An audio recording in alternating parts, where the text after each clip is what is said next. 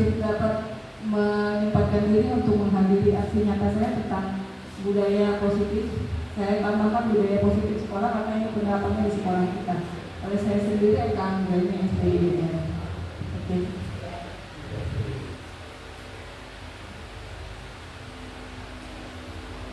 Nah, berhubung kita membahas tentang budaya positif, pertama kali kita akan melihat apa itu definisi budaya. Budaya merupakan entiti atau keseluruhan yang kompleks yang merangkum aspek-aspek seperti pengetahuan, kepercayaan, kesenian, moral, undang-undang, norma, adat resam, kemahiran-kemahiran, serta kebiasaan yang diwarisi dan diperoleh dan diaplikasikan di dalam kehidupan. Itu menurut Bill dan Peterson tahun 1999. Nah, jika ditahukan dengan budaya sekolah, berarti budaya sekolah adalah menurut Muhammad Effendi yaitu sistem nilai atau kepercayaan dan norma yang diterima bersama dan dilaksanakan dengan penuh kesadaran sebagai perilaku alami dibentuk oleh lingkungan dengan menciptakan pemahaman yang sama pada sekolah. Selanjutnya budaya positif sekolah sama tadi budaya positif, namun pada akhirnya yaitu dibentuk oleh lingkungan sekolah dengan menciptakan pemahaman yang sama pada sekolah dan mampu menuntun karakter baik seluruh warga sekolah ke arah yang positif. Jadi budaya sekolah, namun yang mampu mendukung karakter peserta didik menuju karakter yang positif. Bagaimana cara kita untuk menciptakan budaya positif di sekolah? Untuk tahu bagaimana cara kita nanti membangun budaya positif di sekolah, karena ini kita kenapa perlu kami share ke sekolah materi ini seperti itu, karena menurut kami bahwa budaya positif di sekolah selamat datang Pak Said, boleh?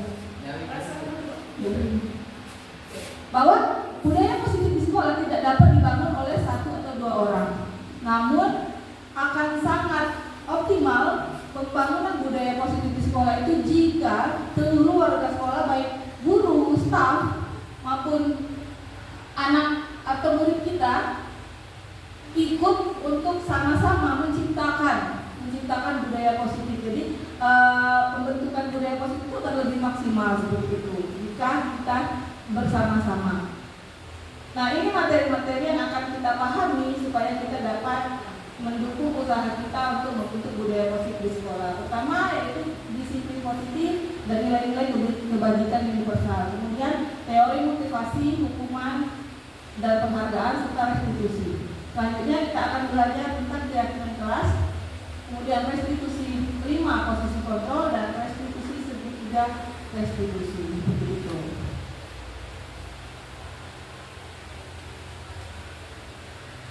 Nah, yang pertama kita akan masuk ke materi disiplin positif. Itu ada gambar-gambar tentang penerapan, salah satu contoh penerapan disiplin. Ini tentang kegiatan membersihkan lingkungan sekolah. Kemudian ini kegiatan kepemimpinan, upacara setiap hari Senin yang biasa kita lakukan. Nah, sebelum masuk ke pengertian disiplin, mari kita refleksikan bagaimana penerapan disiplin di sekolah kita. Apakah sudah mengarah ke disiplin positif atau belum? Boleh saya minta komentarnya, mungkin Ibu Ira gimana menurut Ibu Ira? Apakah disiplin sekolah kita ini sudah positif atau belum, Bu Ira? Baik, Bu Eka, Assalamualaikum warahmatullahi wabarakatuh. Menurut saya disiplin di sekolah kita ini sudah agak ke arah disiplin, agak ke arah positif, karena ada beberapa guru yang masih menerapkan kontrolnya itu sebagai penghukum itu, Bu. Terus tapi ada juga guru yang menghukum itu ke arah yang lebih positif, seperti membuang sampah gitu. Jadi menurut saya sekolah kita itu sudah menerapkan disiplin hampir 70% ke arah disiplin positif. Oke, baik, terima kasih Bu Ira. Alhamdulillah ternyata sekolah kita sudah sudah menerapkan disiplin ke arah yang positif ya. Saya yakin teman-teman yang lain juga berpendapat yang sama bahwa penerapan disiplin Tidak harus dengan sebuah hukuman, tapi bisa juga dengan cara yang lebih mendidik seperti itu ya, dengan cara yang lebih manusiawi ya Pak ya. Selanjutnya, nah ini adalah indikator kedisiplinan bahwa di sekolah itu disiplinnya sudah dikatakan positif. Yaitu ketika murid bisa berperilaku dengan mengacu pada nilai-nilai kebajikan universal dan memiliki, ini yang penting, motivasi intrinsik, bukan ekstrinsik. Artinya motivasi intrinsik apa? Iya, yang berasal dari dalam diri dia sendiri seperti itu. Bukan karena motivasi disuruh oleh guru, bukan karena motivasi takut nanti kena hukum seperti itu. Nah, ketika anak-anak kita nanti atau sekarang mereka sudah mempunyai motivasi intrinsik untuk kesadaran diri mereka sendiri untuk berdisiplin, itu artinya insya Allah sekolah disiplin sekolah kita sudah dikatakan positif seperti itu.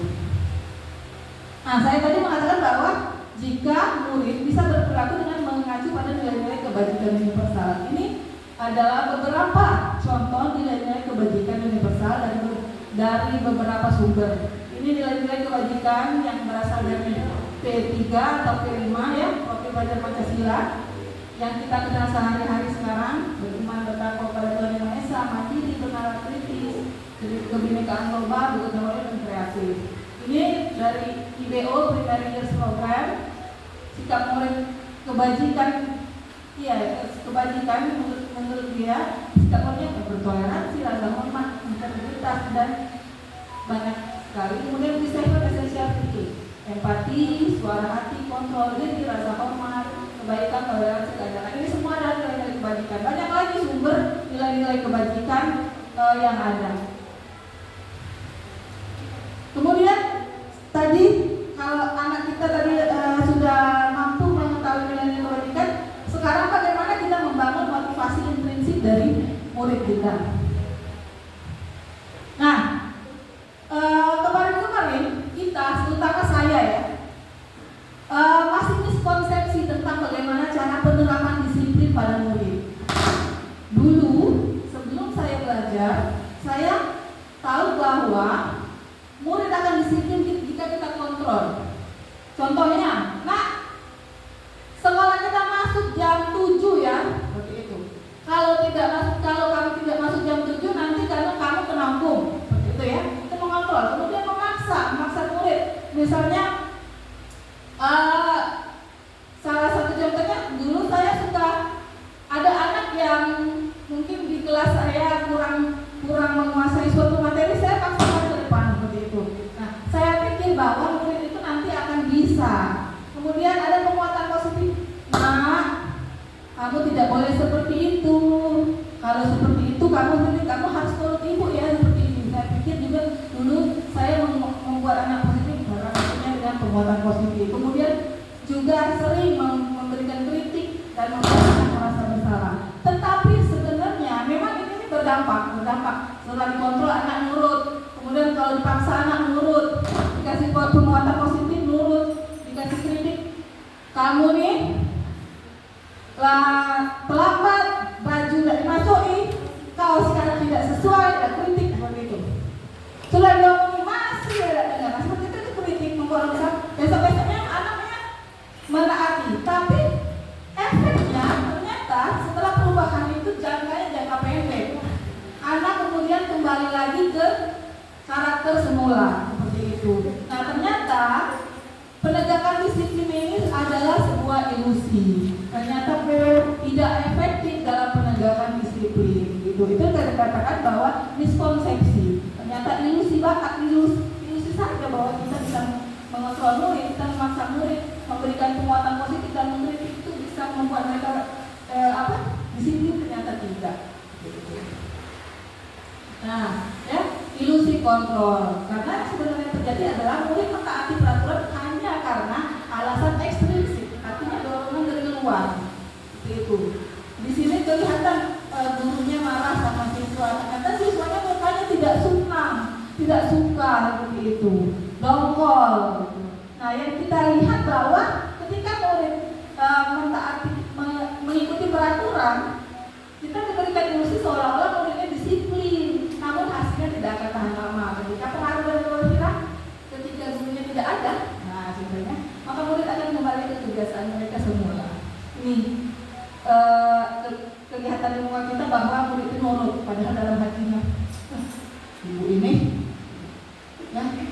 maksa. Mereka nih, ya, gitu. Nah, inilah yang terjadi. Saya kira bahwa kita mengontrol murid, ternyata yang terjadi adalah kita menstimulus murid untuk menjadi apa yang kita inginkan. Nah, stimulus respon ini adalah penerapan disiplin negatif. Nah, yang seharusnya adalah kita menjadi seperti teori kontrol. Kenapa? Karena yang dulu saya ya, terutama seperti itu, mungkin banyak teman-teman yang lain seperti yang masih melakukan hal yang sama. Nah, bahwa dulu saya berpikir bahwa realitas atau kebutuhan setiap orang itu sama. Semua murid itu materi kebutuhannya sama, cara belajarnya sama, gaya belajarnya sama gitu ya. Kemudian semua orang melihat hal yang sama. Terus kita mencoba mengubah orang agar berpandangan sama seperti kita. Intinya harus seperti kita. Yang baik adalah teori kontrol, di mana kita harus menyadari bahwa kebutuhan setiap orang itu berbeda-beda. Kemudian setiap orang memandang sesuatu itu memiliki gambaran yang berbeda. Kemudian kita harus berusaha memahami pandangan orang lain tentang dunia. Jadi kita tidak bisa memaksakan apa yang pandangan kita kepada orang lain, karena setiap orang mempunyai persepsi masing-masing seperti itu. Kemudian yang paling terakhir adalah ketika stimulus respon yang sering saya lakukan, bahwa model pikirnya ada yang menang dan ada yang kalah. Artinya di sini gimana? Guru menang karena murid tadi terpaksa mentaati. Yang hasil akhir yang kita inginkan adalah bahwa murid harus mentaati. Artinya murid itu merasa kalah seperti itu. Nah, yang benar adalah menang, model berpikirnya harus menang-menang. Guru dapat membuat murid merasa dapat membuat murid taat pada peraturan, tapi murid juga merasa senang mentaati peraturan tersebut karena berasal dari motivasi dia sendiri. Nah, jadi mari kita tanyakan kembali, apakah penerapan disiplin di sekolah kita sudah positif atau belum? Oke, tadi Ibu Ira sudah berbicara bahwa penerapan disiplin di sekolah kita sudah positif. Boleh saya minta komentar Bu Desi mungkin? Gimana Bu Desi?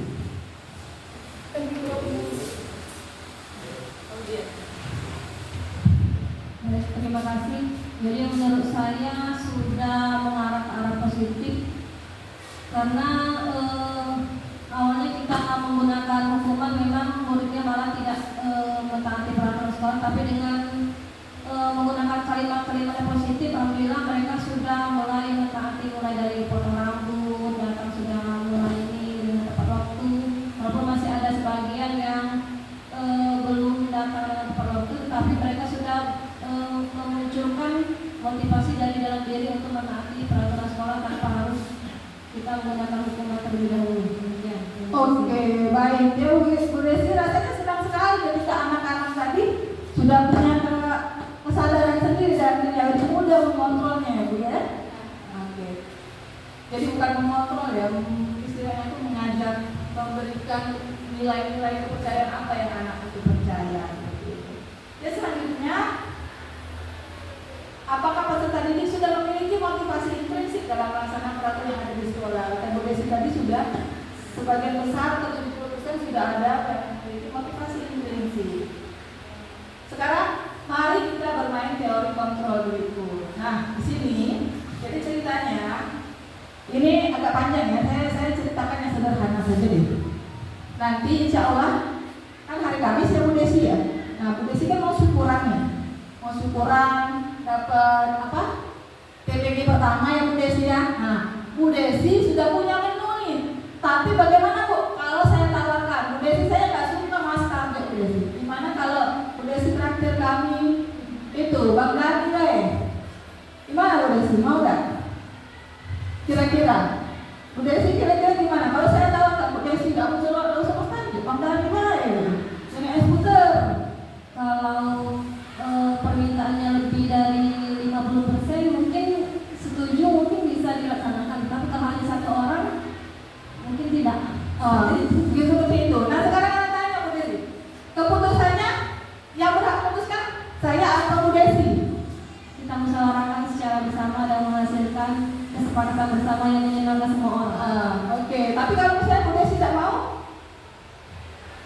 Kalau Bu Desi, meskipun rasa apa, tapi aku naik itu kan ini intinya seperti ini ya, yang megang uang yang punya rencana Bu Desi kira-kira. Ya. Apakah Bu Desi mau dipaksa?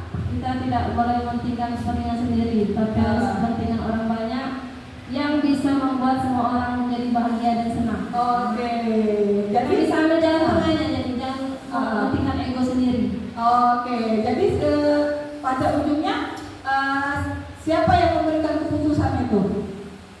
Yang kita bersama-sama. Oh, seperti itu, bersama-sama. Nah, sekarang di sini bahwa kontrolnya yang memutuskan bahwa oh saya mau mendengarkan suara teman-teman atau saya mau sesuai dengan pemikiran saya sendiri ada keputusan dari Bu Desi ya. Berarti Bu Desi yang memutuskan bahwa apakah saya ingin memilih pilihan dari teman-teman atau tidak itu terserah. Iya, terserah intensi kita. Apa Bu Desi? Dari dalam diri kita. Iya, jadi intinya bahwa keputusan setiap orang itu siapa yang memutuskan? Diri kita? Iya, diri kita sendiri. Jadi kata Bu Desi tadi boleh kalau misalnya semua teman-teman mau memberikan masukan seperti itu ya. Ganti menu yang lain. Nah, tapi jika Ibu Desi tetap kekeh pada pilihan tersebut, ya, jika Ibu Desi tetap kekeh, pastinya Ibu Desi tetap tidak mau seperti itu kan? Nah, karena pilihan ada pada diri kita sendiri, ya betul. Sama seperti contoh di sini. Jadi ada cobalah Anda dan teman Anda melakukan kegiatan coba buka. Anda adalah alat tugas Anda mengumpulkan salah satu tangan Anda. Coba bayangkan bahwa Anda menemukan sesuatu yang berharga dalam kepala tangan Anda. Anda perlu menjaga benda tersebut sekuat tenaga Anda karena begitu pentingnya untuk kehidupan kita. Bahkan B adalah mencoba dengan segala cara untuk membuka kepala tangan Anda. Teman B boleh membujuk, menghardik, mengintimidasi, marah, menggoda, menggelitik, bahkan menawari Anda uang agar bersedia membuka kepala Anda. Coba lakukan kegiatan tersebut secara bergantian. Sesudah itu diskusikan kegiatan ini. Coba jawab pertanyaan di bawah ini secara mandiri, diskusikan kembali dengan rekan B. Bandingkan jawaban Anda. Pertanyaannya adalah, bila Anda atau B membuka kepala tangan Anda, mengapa? Apa alasan Anda atau B membuka kepala tangan Anda? Apakah A atau B menutup kepala tangan Anda? Mengapa alasan Anda atau B membuka kepala tangan Anda? Dalam kegiatan ini sebetulnya siapa yang memegang kendali atau kontrol untuk membuka dan menutup kepala tangan? Coba, coba Pak Sidik, kita berdua lah Sidik. Kita simulasi. Pak Sidik ceritanya ada sesuatu yang berharga di tangan Pak Sidik, gitu ya. Nah, sesuatu itu sangat berharga, kemudian Pak Sidik mau simpan, gitu ya, dalam kepala Pak Sidik, dan saya sangat penting ya, jadi mau disimpan, mau sangat berharga gitu. Saya mau meminta Pak Sidik untuk membuka kepala tangan Pak Sidik. Saya goda, saya kasih uang misalnya, atau saya marahi. Sekarang kira-kira Pak Sidik mau nggak membuka kepala tangan Bapak? Tidak. Kenapa? Karena itu hak saya.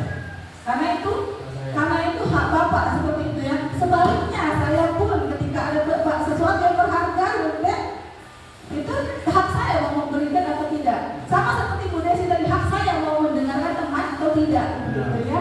Nah, jadi yang terakhir, sebenarnya siapa yang memegang kendali atau kontrol untuk membuka atau tidak ke tangan kita ini? Ya, yang kita sendiri. Iya, berarti kita sendiri. Kita sendiri. Nah, seperti itulah ketika kita meminta peserta didik untuk disiplin. Meskipun kita marahi, kita kasih uang, kita intimidasi, ketika mereka tidak mau, percuma. Mungkin hari ini dia mau, tapi ketika tidak ada kesadaran dalam dirinya, terserah saya mau apa gitu. Nah, ketika tidak ada, dia akan berubah lagi seperti semula. Jadi pentingnya kita atau peranan kita adalah menanamkan motivasi dari dalam diri anak. Ketika anak sudah mampu mengontrol dirinya untuk berbuat kebajikan tadi, untuk berbuat nilai-nilai yang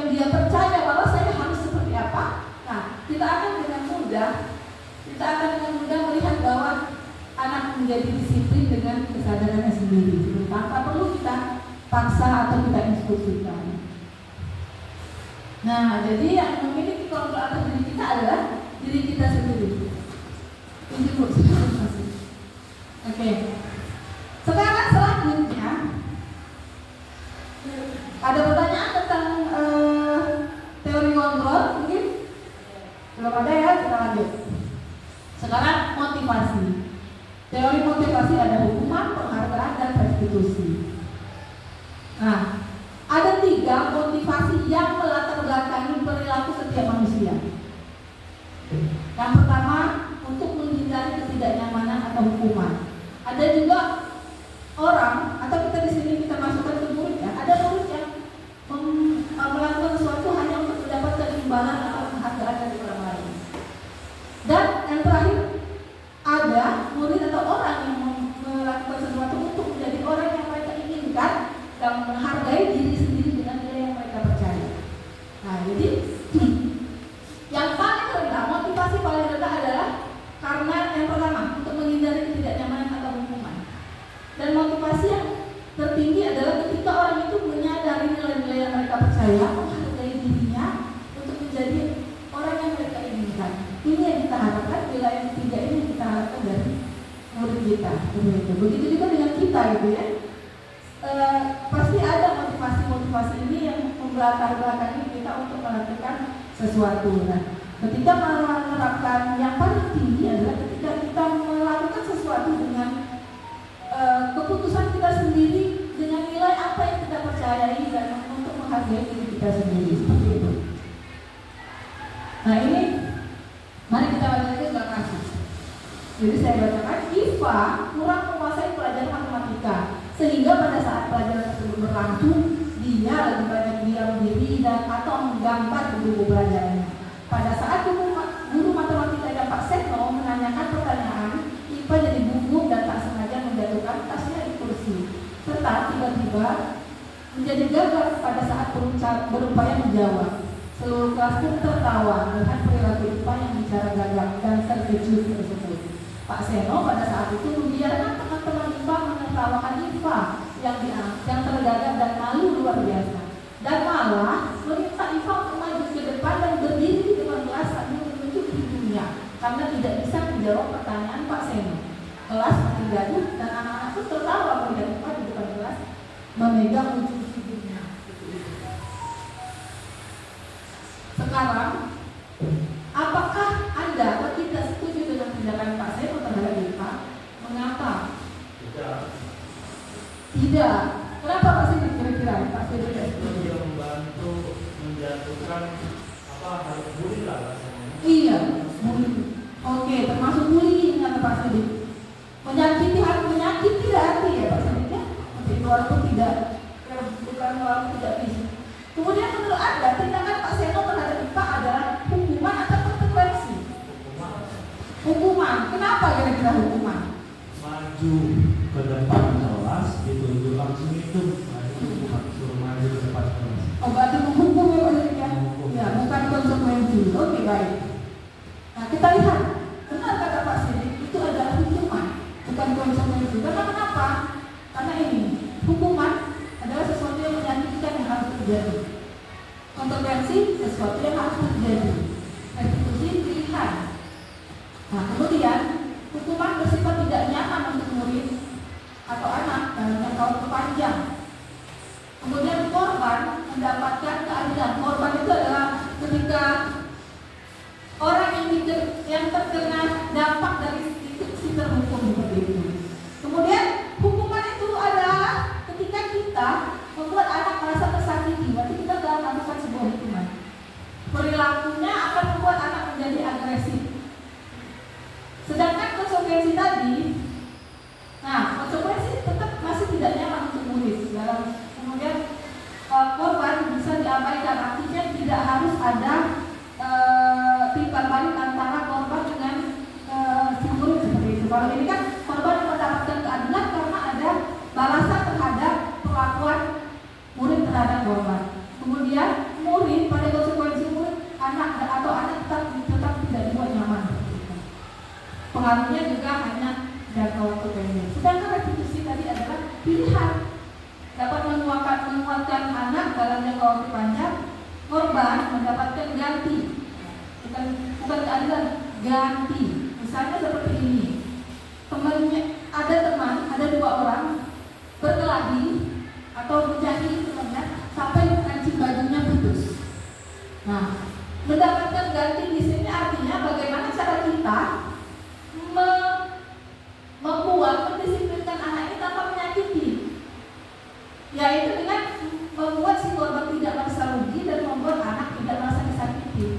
Bisa dengan menyuruh anak yang berbuat tadi dengan memperbaiki kancing baju temannya. Nah, seperti itu tidak menyakiti, tapi korban tetap mendapat ganti. Oke. Kemudian pada restitusi kita akan bertanya tentang keyakinan yang diyakini oleh peserta didik dan menanyakan juga apa yang akan dilakukan peserta didik tersebut untuk memperbaiki masalahnya. Nah, jadi bukan kita yang memutuskan, anak sendiri yang memutuskan. Lalu yang terakhir, murid atau anak menghormati dirinya dan orang lain. Di sini disiplinnya, ketika kita memberikan hukuman, arah disiplinnya negatif. Konsekuensi netral. Ketika kita memberikan restitusi, kita dapat menerapkan disiplin yang positif seperti itu. Lanjut. Ini masih tentang identitas. Ya, ini caranya kalau kita memberikan hukuman, kata-katanya pasti seperti ini. Awas kalau dilakukan lagi ya, nanti awas kamu. Ya. Kalau konsekuensi, lakukan apa yang saya katakan. Nah, kalau restitusi, kita akan bertanya, apakah hal ini yang sesungguhnya ingin kamu lakukan? Nah, seperti itu. Tapi walaupun sebenarnya kita juga harus mengontrol ya.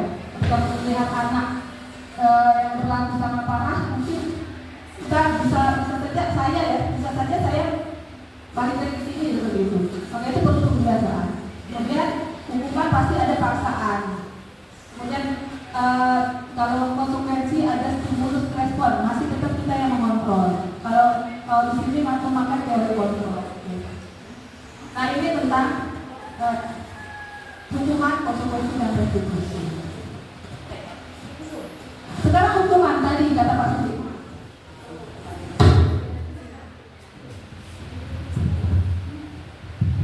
Sekarang kita lihat kata Pak Sudi tadi hukuman yang dilakukan Pak Samuel. Betul sekali itu hukuman. Karena kenapa? Bersifat satu tiba-tiba nih. Hei, Abdullah kalau baru datang ya. Sudah jam berapa ini mulai coba push up dulu. Abdullah nggak tahu dia bakal suruh push up gitu ya. Itu adalah bentuk hukuman yang pertama. Kemudian anak tidak tahu apa yang tidak akan terjadi. Apa yang akan terjadi dan tidak dilibatkan. Tidak ada perjanjian bahwa dia akan push up seperti itu. Tidak ada kesepakatan dan disakiti. Nah, ketika anak disakiti, berarti kita sudah menerapkan itu yang negatif. Sedangkan kalau konsekuensi terencana, kita sudah menerapkan apa keyakinan kelas kan? Nah, keyakinan kelas. Anak-anak sudah tahu apa hukumannya kalau apa konsekuensinya kalau dia telat atau kalau dia main HP di kelas. Artinya terencana. Sudah dibahas di situ sikap guru memonitor, tapi kita masih memonitor, masih butuh motivasi eksplisit dari kita. Ketika tidak kita monitor, mereka tidak akan memberikan konsekuensi atas perilakunya. Yang terakhir restitusi. Restitusi tetap bersifat berencana. Namun dibuat oleh murid yang membuatnya sendiri atau kesadarannya sendiri. Sikap guru di sini ini yang perlu kita kita percaya buat sekarang. Sikap kita akan menuntun murid menggali keyakinan yang dia langgar dan solusi yang akan dibuat. Jadi suruh anak itulah kira-kira apa yang kamu langgar dan kira-kira solusinya apa untuk memperbaiki kesalahan ini. Jadi kita dapat menanamkan motivasi dari dalam peserta didik. Nah, lanjut ke penghargaan. Nah, penghargaan. Ternyata dulu saya percaya bahwa penghargaan itu bisa memotivasi ya teman-teman. Ternyata bahwa penghargaan itu tidak selalu positif. Saya juga merasakan bahwa ketika teman saya dapat ranking dan saya di bawah rankingnya, saya merasa pertama sakit hati. sakit hati ya, padahal pekerjaan kita sendiri juga itu.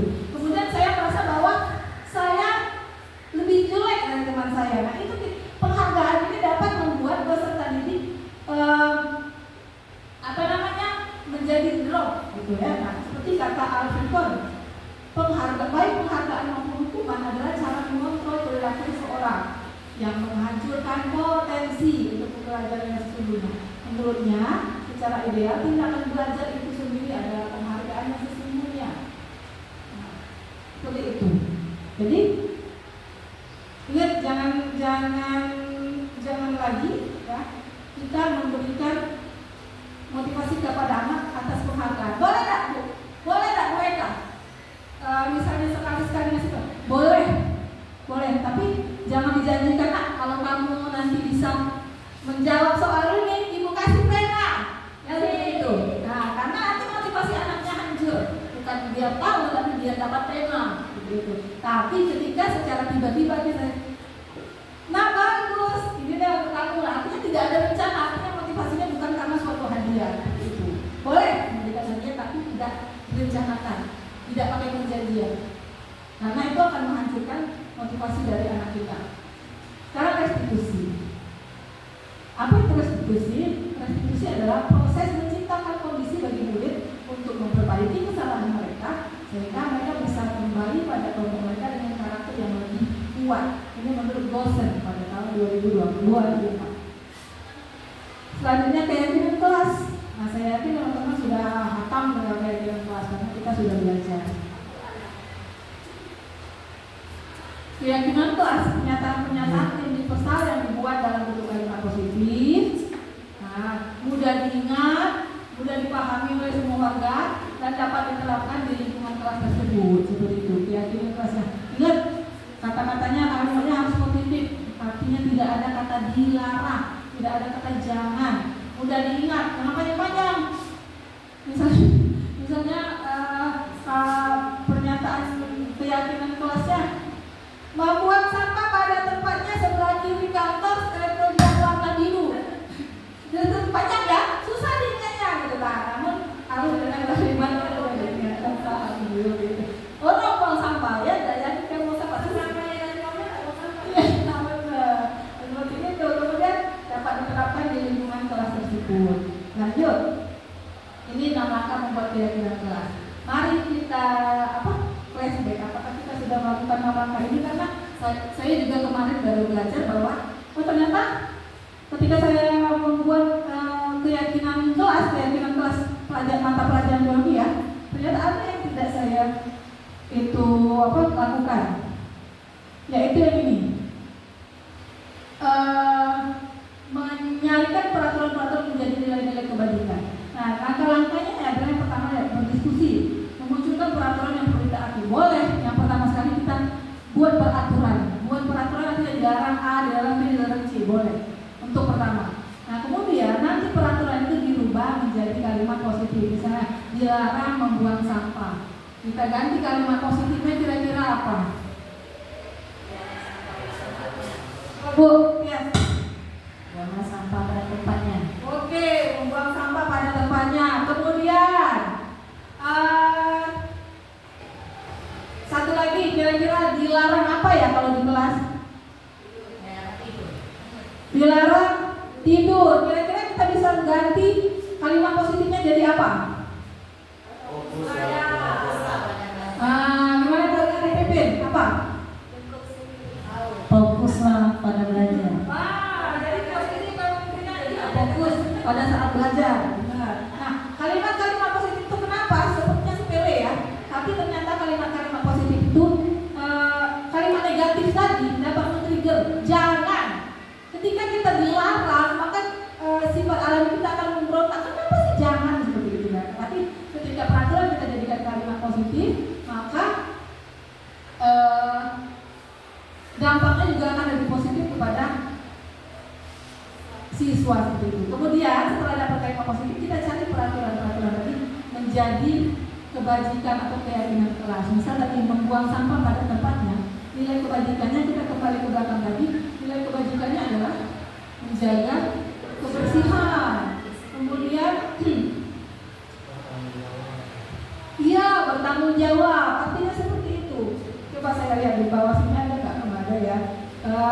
Disiplin bertanggung jawab juga masuk. Kemudian yang lain tadi belajar dengan sungguh-sungguh. Artinya apa? Belajar dengan sungguh-sungguh kita lihat nilai kebajikannya. Dari peraturannya tadi, peraturannya dilarang tidur di kelas ya, dilarang tidur di kelas. Artinya kalau dilarang tidur di kelas, belajar dengan sungguh-sungguh di kelas, nilai kebajikannya kita cari apa? Yang selanjutnya bertanggung jawab. Nah seperti itu. Kita rubah keyakinan kelas menjadi bertanggung jawab. Kemudian yang pertama tadi menjaga kebersihan. Nah itu jadi keyakinan kelasnya bersifat universal. Jadi menjaga kebersihan itu buang sampah pada tempatnya bisa masuk. Kemudian tidak membuang sampah di bawah kursi bisa masuk. Artinya menjaga kebersihan. Semua tentang kebersihan harus dijaga. Kemudian kita perlu melakukan langkah ini, berdiskusi mengenai gambaran perilaku yang mencerminkan keyakinan kelas. Yang bagaimana sih nak menjaga kebersihan itu? Nanti suruh anak yang menjawab. Bu, jaga kebersihan itu bu ya. Aman suka aman. Kalau sudah makan tidak ada kantin bu, tidak ditaruh di bawah meja. Artinya dia yang menjawab, bukan kita begitu. Artinya tak kesadaran timbul dari dia. Kemudian bagaimana nak bertanggung jawab? Bertanggung jawab itu kalau ada PR kerjakan. Artinya dia yang memberikan jawaban. Sehingga motivasi intrisinya ada dari dia, bukan kita yang memerintahkan. Kalau kita pasti kita tahu. Nah ini. Tapi jadinya nanti bukan kita menanamkan motivasi, kita yang mengatur. Gitu. Selanjutnya setelah kita ajak anak berdiskusi mengenai gambaran perilaku yang tadinya mencerminkan keyakinan, kita berdiskusi mengenai peran seluruh warga kelas. Apa peran seluruh warga kelas? Tanyakan kepada anak lagi-lagi, jangan kita yang menjawab. Yaitu apa peran kita? Mentaati atau melaksanakan semua keyakinan yang telah dibuat. Selanjutnya yang terakhir, keyakinan kelas itu tidak ajak atau bisa ditinjau ketika ada sesuatu yang kurang efektif. Jadi bisa ditinjau ulang. Jadi keyakinan kelas itu, misalnya kelas 10 sudah ada keyakinan kelas nih, ada wali kelas baru, boleh jika itu tidak efektif, namun menurut saya, nah ini ada kalimat-kalimat yang belum dimasukkan, boleh ditambah atau boleh dikurangi. Iya, direvisi atau ditinjau ulang lagi. Seperti itu. Jadi mungkin ini nanti teman-teman yang wali kelas, nanti mari kita terapkan teknik pembuatan keyakinan kelas seperti ini. Jadi jika kita sudah membuat seperti ini, insya Allah semoga kita dapat menumbuhkan motivasi dari dalam diri anak, sehingga tidak keyakinan kelas bukan hanya tulisan yang tertempel di dinding saja, tetapi tanpa kita suruh anak melakukan keyakinan kelas tersebut, insya Allah. Selanjutnya masuk ke materi berikutnya. Ada pertanyaan tidak sebelumnya tentang keyakinan kelas? Boleh Pak Budi. Assalamualaikum warahmatullahi wabarakatuh. Di sini saya memperhatikan ada yang namanya membuat keyakinan kelas. Sedangkan kita ada kesepakatan kelas. Nah, bagaimana kita disuruh kesepakatan kelas dengan keyakinan kelas itu bagaimana prosesnya? Sedangkan kita saat ini meyakinkan kepada anak itu adalah kesepakatan kelas. Ya. Nah, itu sekarang ini kita akan membuat keyakinan kelas. Apakah pembahasan anak itu apa kita sudah sepakat baru jadi yakin, atau yakin dulu baru sepakat? Yakin dulu. Oke, pertanyaan yang bagus sekali dari Pak Sri. Nah, sekarang saya minta dulu ya. Kita tentang nilai-nilai kebajikan. Boleh Pak, pegang dulu. Gimana ya? Nah, di sini. Oke, bagus. Baik sekali pertanyaan Pak Sri. Mungkin teman-teman lain juga seperti itu. Saya juga kemarin bertanya seperti itu. Nah, kami apa bedanya kesepakatan dengan keyakinan kelas? Misalnya contohnya seperti ini lah. Hormat dan patuh pada bapak ibu di sini kan, menjaga kebersihan kelas, saling menghargai dan toleransi, masuk kelas tepat waktu, tidak membuat onar saat belajar di kelas, tidak merusak fasilitas. Nah, ini kesepakatan kelas tadi. Ketika keyakinan kelas kita juga menjadi nilai-nilai kebajikan.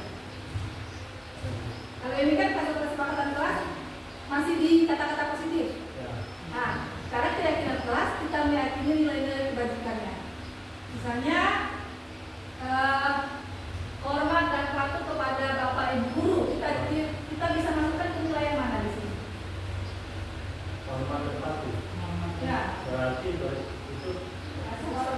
Rasa hormat bisa, tidak harus satu. Misalnya dia masuk hormat dan patuh itu masuk kepada beramal.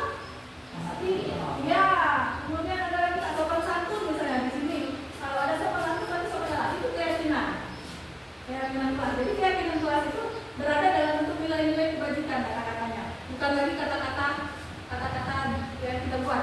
Berarti target kita ini saat ini ke depannya keyakinan kelas. Ya. Katakan. Jadi gini, kayak beda keyakinan dan kesepakatan. Keyakinan kelas itu bersifat universal, merangkum. Bisa jadi kesepakatan kelas kita ini hanya satu keyakinannya. Tapi sepertinya kalau misalnya hormat dan patuh banyak kan keyakinan. Toleransi bisa masuk, kemudian sopan santun bisa, saling menghargai bisa, tentu. Jadi kita buat di dalam nilai-nilai kebajikan yang bersifat universal. Nah, jadi setelah kesepakatan kita buat adalah keyakinan kelas. Sedikit Bu Eva, saya kemarin sudah menjalankan yang namanya kesepakatan dalam belajar PJOK. Nah, di kesepakatan itu saya menawarkan tiga penilaian.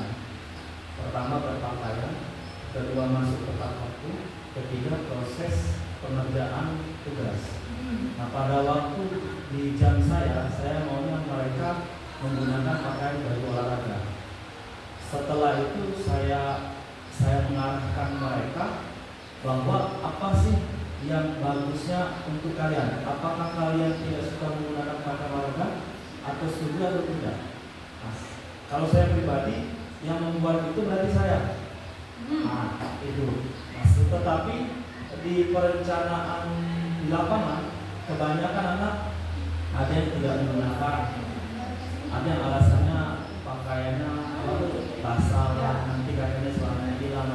Nah, yang saya inginkan tuh menurut Bu Eka, bagaimana kita sebagai sudah kita kesepakati, sudah kita jalani, ternyata ada satu nilai yang tidak mungkin kata orang tuh bisa fleksibel atau tidak sesuai dengan keyakinan kita, bisa berubah. Apakah seperti itu atau tidak jalannya? Itu. Oke, baik. Menarik sekali. Karena kejadian ini juga terjadi pada saya. Jadi, benar. Ini apa kita itu bisa jadi kurang sebenarnya kata-kata kita ketika kita mengajak murid untuk berdiskusi tentang keyakinan. Nah, jadi yang perlu kita pegang adalah kata-katanya seperti ini. Keyakinan yang bagaimana? Untuk baju olahraga Pak ya. Nah, contohkan misalnya seperti ini. Nah, murid itu yang sebaiknya bajunya yang bagaimana sih? Dan mungkin kata-kata seperti itu bukan paling bagus Pak, supaya kata-katanya tidak menjebak kita. Saya juga pernah seperti itu Pak ya. Kamu mau seperti apa sih nak? Kamu mau belajar apa tidak? Pilihnya tidak lah Pak ya. Iya, karena mau belajar apa enggak? Tahu? Nah, ternyata saya salah seperti itu. Jadi setelah belajar saya tahu oh gini. Nanti kita belajar tentang materi restitusi Pak ya. Nah, di situ kita membangun kesadaran apa yang nilai-nilai positif yang dipercaya sama murid itu. Nah, ketika saya melakukan restitusi, saya bertanya seperti ini. Nah, misalnya untuk baju tadi. Nah, kira-kira menurut Sultan, siswa yang baik itu seperti apa sih? Murid SMA 5, murid SMA yang bagus itu seperti apa? Apakah memakai baju biasa atau memakai baju seragamnya menurut kami? Nah, seperti itu. Jadi kita tidak terjebak ya Pak ya. Nah, kalau ditanya, kira-kira kamu kenapa mau tidak pakai baju olahraga? Pasti kita terjebak Pak, karena dia pasti ada alasan kan seperti itu ya. Nah, jadi kita pandai-pandai kita merangkai sebuah kalimat supaya membangun kesadaran pada diri mereka. Ketika mereka tanya, pasti mereka bilang, pasti kita tanya seperti itu, kita, nah, kira-kira murid yang baiknya seperti apa sih? Apa memakai baju biasa di sekolah atau mungkin seragam sama seperti siswa yang lainnya? Nah, pasti mereka akan menjawab, sudah baik itu ya pakai seragam sekolah. Berarti menurut kamu sudah pakai seragam atau belum? Belum Pak, kira-kira sudah baik atau belum? Berarti yang saya lakukan itu berarti belum mengarah ke anak berarti. Belum ya. berarti saya ya. Yang kunci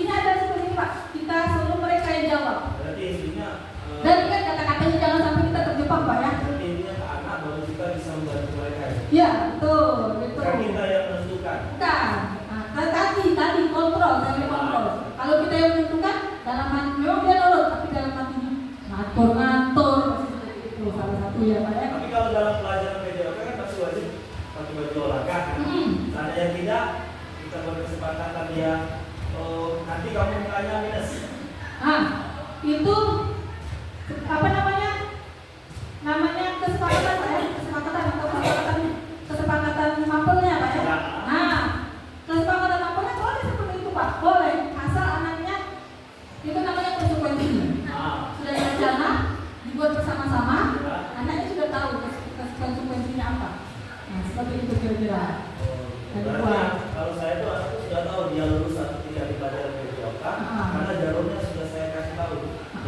Yang saya ingat, harusnya saya melontarkan kepada anak. Jadi tadi bukannya saya menentukan dari Ya, bukan kita yang menentukan jawabannya. Oh, gitu. Ya, sebenarnya kita tuh pengen anak. Yang intinya budaya positif itu bukannya kita yang mengatur dari A sampai Z. Ya, tapi kita menyuruh anak supaya nyampe ke tujuan. Nah, nanti kita kasih patokan nilai positifnya anak yang baik itu seperti apa. Oh, betul. Nah, tapi ingat Pak ya, konsekuensi jangan menyakiti.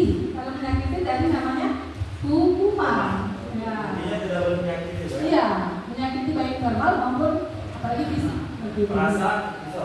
Hah? Perasaan ya. Perasaan kira-kira penyakit nggak? Penyakit Pak, penyakit hati. Kalau jeleknya pakai awalnya jelek, pakai baju nggak seragam jelek. Tapi kebiasaan kita banyak ke situ kan. Iya, saya dulu seperti itu. Iya, saya dulu. Kalau kaki kanan, nanti Pak Dombo, saya yang ambil Pak Dombo yang ngasih ke anak. Ternyata memang salah seperti itu, salah. Besok-besok dipakai lagi Bu Bibin. Gak berubah seperti itu. Nah, ternyata di sini negatif yang saya terapkan kemarin Pak. Ya, seperti itu kira-kira Pak Sidi. Menarik sekali pertanyaannya. Lanjut ya. Kita ke slide berikutnya tadi. Ada lagi pertanyaan teman-teman? Boleh. Kita tadi di kebutuhan dasar manusia. Oke. Nah, ayo kita ke kebutuhan dasar manusia. Ini ada suatu tujuan, pasti ada sesuatu tujuan di balik perilaku, sebuah perilaku manusia. Kita melakukan sesuatu pasti ada tujuan. Saya ke kantin pasti ada tujuan. Mungkin mau makan, atau saya ke ruang TU pasti ada tujuan mau ngadu, begitu. Nah, gitu. Saya misalnya mendekati Mutias ada tujuan, minimal dengan pena atau apa. Pasti ada tujuan di balik sebuah perilaku manusia. Nah, apa tujuannya adalah untuk memenuhi kebutuhan dasarnya. Ada 5 macam kebutuhan dasar manusia. Pertama, yang utama, kebutuhan bertahan hidup. Kemudian ada kebutuhan akan kasih sayang dan rasa diterima. Kebutuhan akan kebebasan, kebutuhan akan kesenangan, dan kebutuhan akan penguasaan. Kira-kira boleh saya tanya satu orang. Sekarang, kebutuhan mana yang lagi mau dipenuhi oleh teman-teman sekalian? Kalau saya mungkin di sini yang tengah-tengah. Bertahan hidup. Apalagi kalau akhir bulan, kebutuhan untuk bertahan hidup. Kalau Boleh. saya misalnya kasih sayang dan rasa diterima. Iya, karena yang tahu kan kita sendiri kan. Ya. Nah, jadi kebutuhan akan kasih sayang dan rasa diterima. Terima oleh siapa? Oleh ibunya. Oke, bisa oleh siswa misalnya ya Pak ya. Nah, kemudian kira-kira saya mau tanya Bu Ana deh, kebutuhan apa yang sedang ingin Bu Ana penuhi? Penguasaan ya. Bertahan hidup, kita tahu. Bertahan hidup, oke. Satu lagi deh Bumi. Agak kesenangan. Kebebasan. Sayang. Kesenangan, oke. Ya, nah itu berbeda-beda. Kalau masih tadi kebutuhannya kasih sayang, merasa diterima. Bu Ana sama dengan saya bertahan hidup. Setiap bulan pasti bertahan hidup. Iya, Bumi berkebutuhan akan kesenangan ya. Nah seperti itu. Berbeda-beda tergantung dengan apa yang dibutuhkan saat itu. Nah begitu juga dengan anak.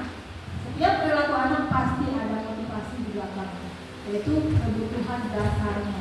Anak bisa saja melakukan sesuatu karena dia butuh kasih sayang, bisa saja karena dia bosan dan kekang, gitu. Karena dia butuh kebebasan, karena dia bosan, bosan kelas ini, bikin gaduh gitu. Kemudian penguasaan itu bisa, misalnya dia ngebully temennya, atau pokoknya temennya harus nurut kata dia, penguasaan atau bertahan hidup. Selanjutnya, ini kasus orangnya nggak ada. Saya contohkan Pak Okta. Pak Okta guru di kelas 11 B2 di SMA 5 sekali sedang bingung menghadapi ulah salah satu murid di kelasnya Abdullah. Beberapa anak di kelas 11 B2 telah datang padanya dan mengeluhkan kok dia lagi maafin saya mau bikin banget. Abdullah dan seringkali meminta jajanan mereka dengan paksa. Jika Anda menghadapi situasi seperti Abdullah, apa yang akan Anda lakukan menurut Anda? Kira-kira apa alasan Abdullah melakukan itu? Izinkan Pak Nopo. Pak Nopo. Coba Pak Nopo, kalau jadi Pak Okta. Yang antara 5 tadi ya? 5 kebutuhan tadi ya? Bertahan hidup lapor. Itu bebas. Bertahan hidup lapor ya.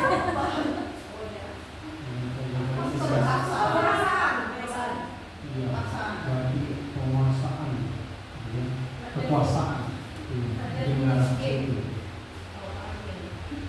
Jadi kayak kelas seperti motor. Ya sini kita yang lebih harap.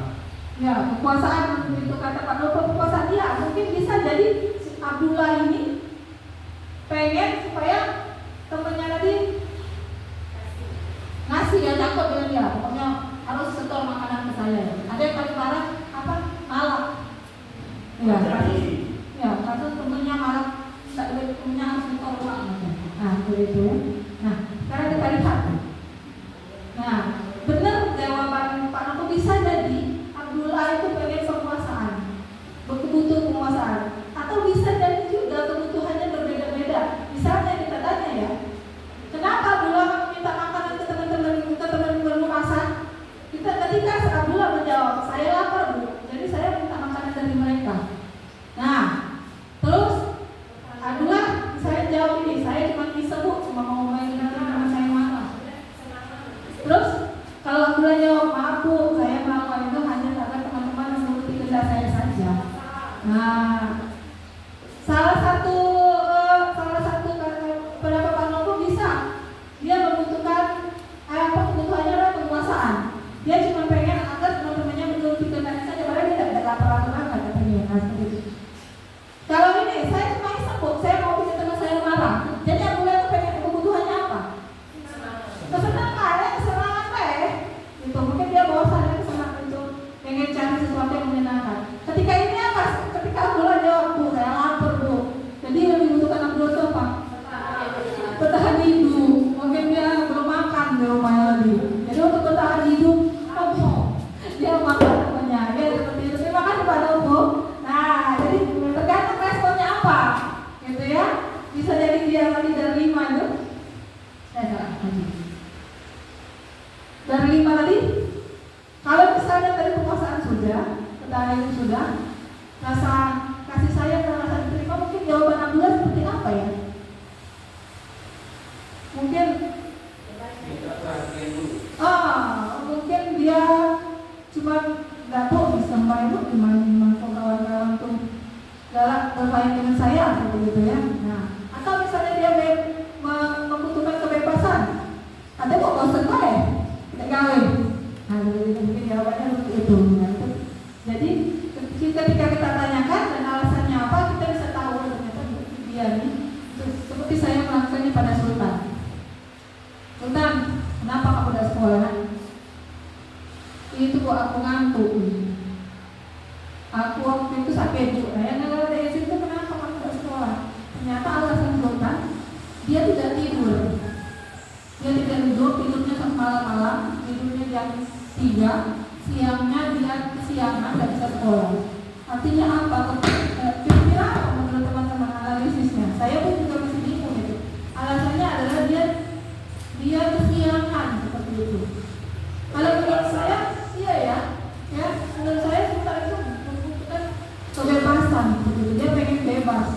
itu kebutuhannya. Itu ketika saya menganalisis siswa. Kemudian ketika saya menganalisis siswa kelas 10 yang main HP, Zahra, nah kenapa kamu main HP di kelas? Zahra mengatakan bahwa repot nih ya Bu, jadi aku main HP baik. Seperti itu. Kira-kira apa yang kebutuhan dasar yang dibutuhkan Zahra? Iya, kesenangan dia bosan kan harus berisik gitu. Nah, kira-kira seperti itu kita bisa tahu kebutuhan anak dari apa yang dia bilang. Ini. Nah, pada dasarnya setiap manusia itu akan berusaha memenuhi kebutuhannya. Jika kebutuhannya tidak bisa dipenuhi secara positif, maka dia akan memenuhinya secara negatif. Misalnya nih, anak yang di rumahnya tidak mendapatkan kasih sayang, maka dia di sekolah mungkin dia mencari perhatian, bisa dari dirinya, bisa dari temannya. Kalau dia nyari perhatiannya tidak dengan cara positif, itu cara negatif. Seperti itu. Misalnya dia tidak ada yang sama kawan dia langsung temannya. Nah, yang penting dia mendapatkan perhatian. Atau misalnya dia bosan, tapi dia tidak bisa mendapatkan sesuatu yang membuat dia menghilangkan kebosanan dengan cara positif. Akhirnya dia mengganggu temannya. Ya, itu. Jadi setiap manusia pasti berusaha memenuhi kebutuhan. Nah ini, kontrol diri atau keputusan untuk berubah hanya dapat diputuskan oleh pribadi masing-masing orang. Pada kasus Abdullah, kapasitas kita sebagai guru adalah mencari tahu kebutuhan murid dan menuntut murid untuk mencari solusi bagaimana memenuhi kebutuhan mereka dengan cara yang positif. Tadi misalnya kata Pak Nuku, Abdullah tadi pengen temennya kekuasaan ya. Nah, peran kita di sini adalah menuntun. Si Abdullah itu kan negatif, dia pengen menguasai temannya dengan cara yang negatif. Menuntun, peran kita menuntun supaya mencari solusi bagaimana memenuhi kebutuhan mereka dengan cara yang positif.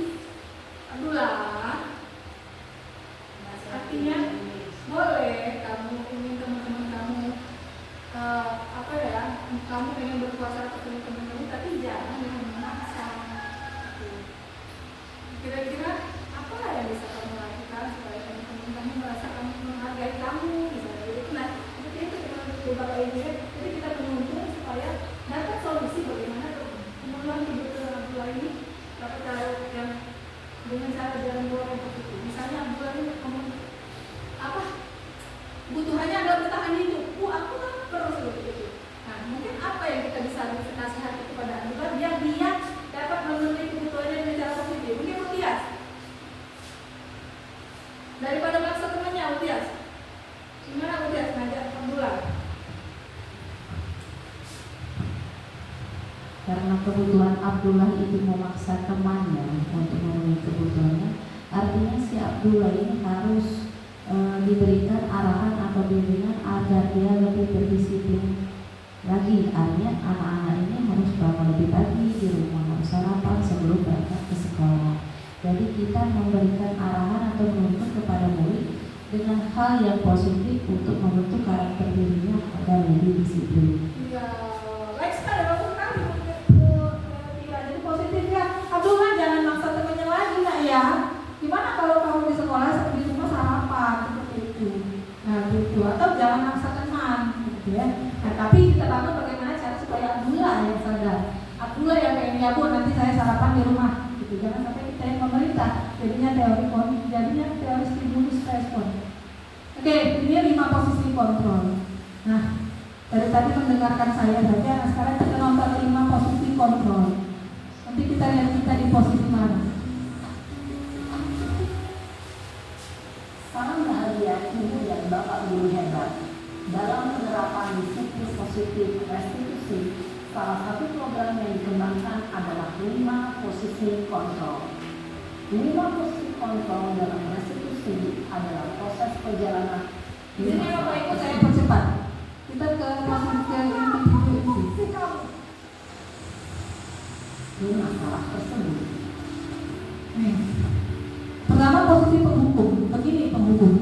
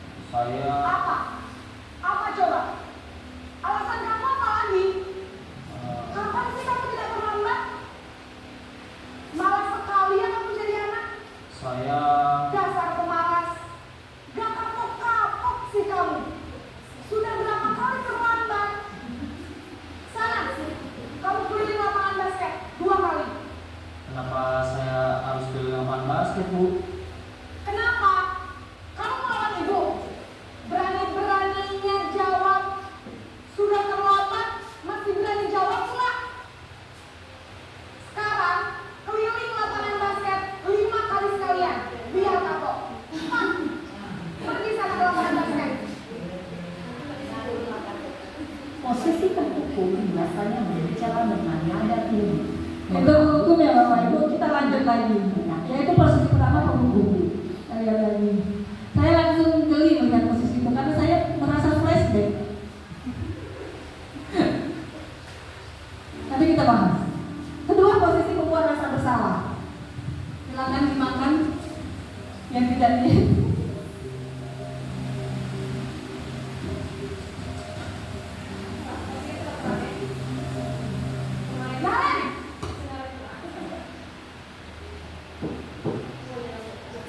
Bapak Ibu, Kamu kenapa terlambat lagi ya? Ya Tuhan Karen, kamu senang ya bikin ibu susah ya? Kalau kamu terlambat lagi, nanti ibu yang ditegur bapak kepala sekolah nak. Disangka ibu tidak bisa membina kamu. Tuh, gimana ini? maaf Bu, Duh Gusti Naren, kamu suka ya kalau ibu ditegur bapak kepala sekolah? Terus, sekarang ibu harus tulis apa ini di buku absen? Ini kamu sudah sering terlambat loh. Ibu harus apa coba? maaf Bu, maaf sekali. Ya sudah, lain kali jangan bikin ibu susah lagi ya nak ya. Ibu tidak akan kuat lagi kalau kamu begini terus. Bisa jadi kan kalau bisa ditegur bapak kepala sekolah. Sekarang cepat kelas. Maaf ya Bu, maaf sekali. Nah, posisi membuat rasa bersalah berbicara dengan nada tenang. Oke, sebelum kita terlalu jauh nanti lupa. Kira-kira dari perbedaan penghukum dengan pembuat rasa bersalah, bedanya di mana Bapak Ibu? Suaranya yang tadi kalau tadi, orasi. Ini berarti yang yang ini agak ngeres ya. Kalau yang penghukum tadi ekspresi wajahnya sangat menyeramkan. Kemudian dari kalimat-kalimatnya juga sangat tidak positif. Kalau yang membuat rasa bersalah, wajahnya agak sedikit memas. Jadi ekspresi dan kalimatnya lebih lembut dan suaranya juga lebih lembut. Tapi ujung-ujungnya merasa disalahkan sepertinya anaknya itu. Iya. Merasa bersalah. Boleh. Kalau komentar lagi bagian apa kira-kira bedanya? Benar sekali kata Bu Desi. Kalau yang tadi keras ya, Bu Desi. Yang kedua membuat rasa bersalah itu seperti memojokkan ya. Anaknya merasa dipojokkan. Kita lanjut ke posisi selanjutnya. Nanti ingat-ingat ya, kita sudah di posisi mana?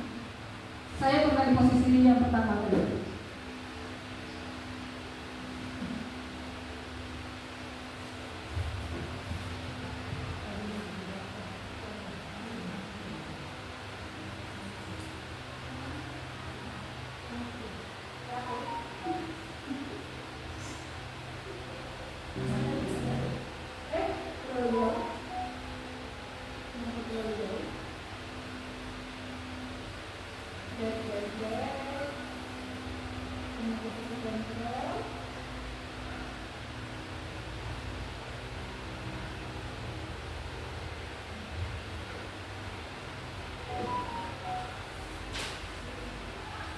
Membuat rasa bersalah.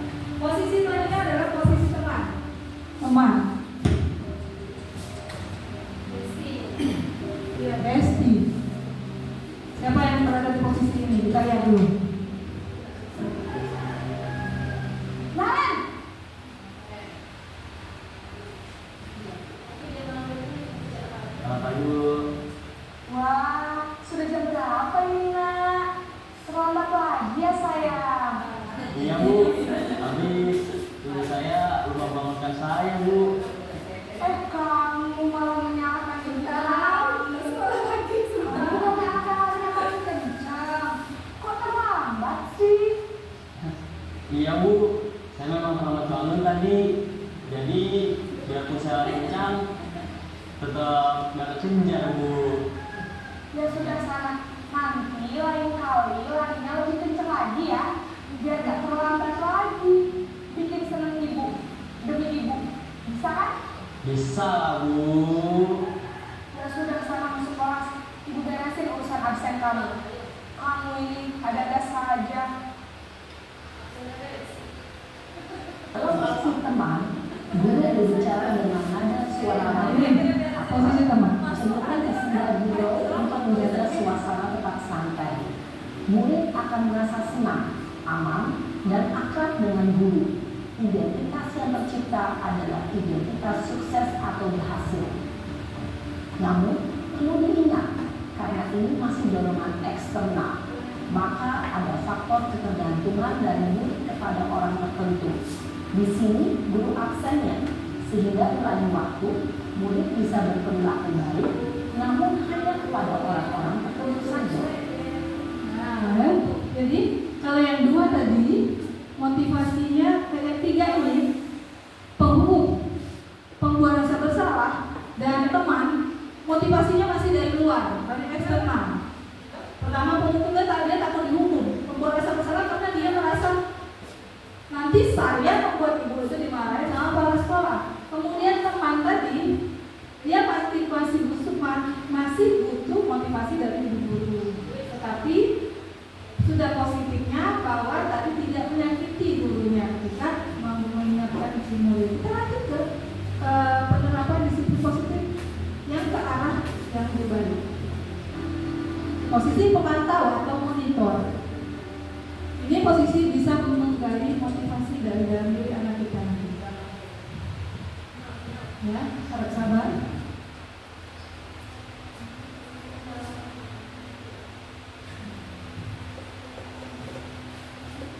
Dia ikut sinyal mana ya? Oh, sinyal kantor. Kembali kita. Kita panggil ke sinyal yang tidak pakai gangguan tidak gangguan. Diutarakan membuat Nah,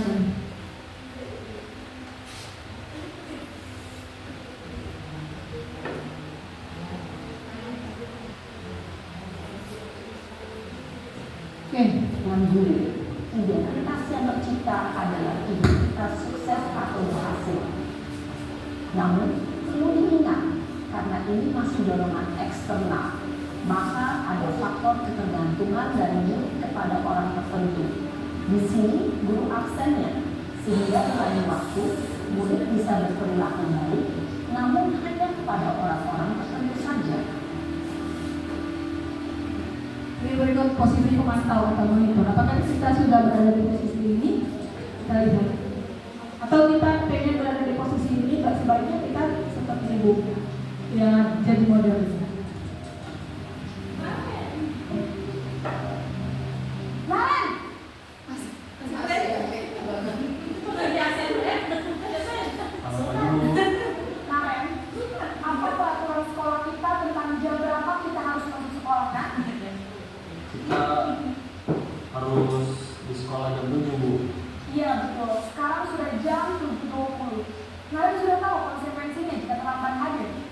Paham Bu, saya harus tinggal kelas pas jam istirahat selama 20 menit. Ya benar, konsekuensinya demikian. Jadi nanti jam 9.30 pas istirahat, kamu harus tinggal di kelas, kerjakan tugas tambahan untuk ketertinggalan kamu, ya? Baik Bu. Posisi pemantau mengandalkan penghitungan atau data untuk mengontrol murid. Guru mengarahkan murid berdasarkan peraturan dan konsekuensi. Seorang pemantau menunjukkan bahasa tubuh dan ekspresi wajah yang datar dan cenderung formal.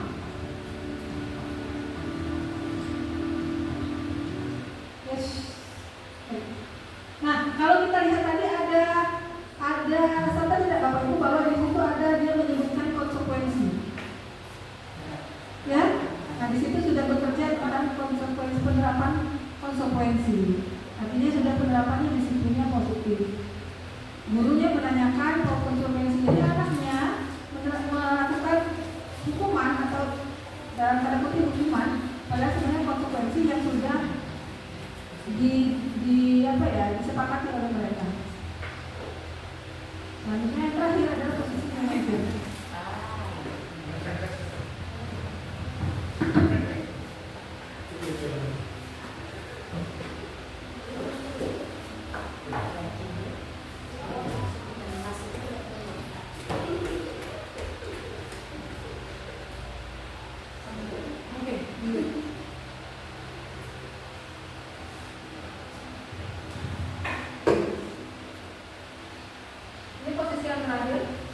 Posisi penerapan disiplin yang sebaiknya dan terbaik karena mampu memunculkan motivasi dari anak tanpa dorongan anak sendiri.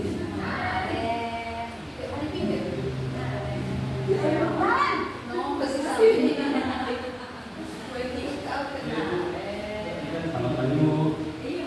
Selamat pagi kalian. Maaf Bu, saya terlambat. Iya, sekolah masuknya jam 7, sekarang sudah jam 7.20. Jadi sekarang bagaimana ini, Narek? Maaf Bu, saya lupa setel alarm saya semalam. Baiklah, menurut kamu, keyakinan sekolah yang mana yang perlu kamu tingkatkan? Ada menanyakan Menghargai diri sendiri dan orang lain mungkin ya Bu. Setuju. Jadi, apakah Narek meyakini prinsip saling menghormati tersebut? Iya Bu, saya meyakininya. Apakah Narek bersedia memperbaiki masalah keterlambatan ini? Bersedia Bu. Bagaimana kamu akan memperbaiki masalah keterlambatan ini? anak disuruh mencari solusi sendiri.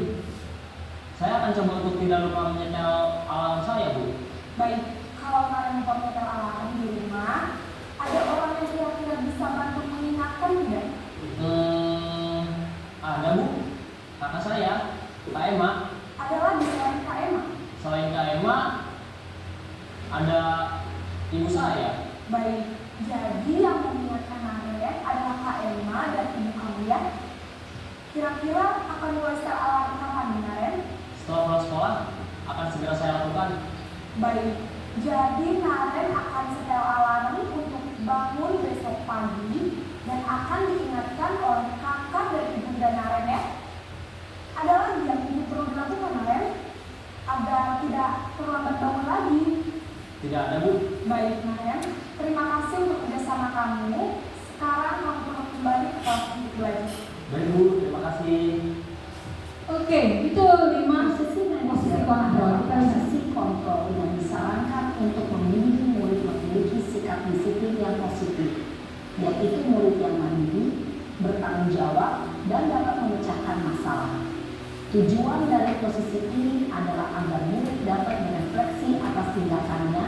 Guru akan dengan tulus memberikan pertanyaan-pertanyaan bermakna, sehingga membuat murid dapat belajar dari kesalahannya dan mencari sebuah solusi untuk menyelesaikannya.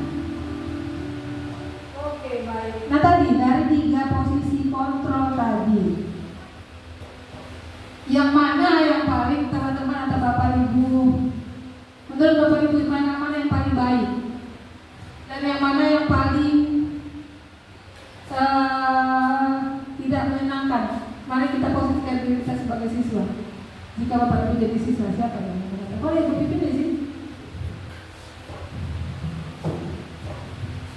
Menurut saya yang paling tidak menyenangkan itu adalah sebagai penghukum. Karena kenapa saya menganggap sebagai penghukum? Ya anak kalau kita marah, kita bentak, dia lebih melawan lagi. Itu yang saya temui. Kita nunjuk dia 2 kali nunjuk kita lagi. Itu yang sudah dalam itu sudah menjadi pengalaman saya. Ketika saya ini dia lebih lagi. Nah itu artinya yang paling tidak menyenangkan bagi siswa dan membuat emosi kita bertambah lagi itu adalah sebagai penghukum. Tapi kalau menurut saya yang lebih baik adalah yang lebih enak dalam kata dijadikan salah satunya sebagai teman. Posisi sebagai teman. lain kita dalam arti kata mengarahkan dia, tetapi dia merasa enak. Ini guru saya, tetapi saya diajak kayak itu untuk saling dalam arti kata mengarahkan saya ke dalam arti kata ke peraturan yang menurut ibu itu baik. Jadi artinya lebih kalau saya sebagai teman itu yang lebih. Iya. Oke, baik, terima kasih. Baik sekali. Jadi lebih kalau kita jadi penghukum bukan selesai masalah. Melawan, apalagi anaknya silat dan taekwondo. Nah, itu. Saya pernah pura-pura berani, padahal saya sebenarnya takut. Jadi kalau kita tahu satu lagi boleh. Kira-kira apa sih perbedaan dari lima posisi tadi? Penghukum, pembuat rasa bersalah, teman tahu, sama yang terakhir manajer. Siapa yang mau seperti dari tadi Pak Siti kan tertarik? Tertarik.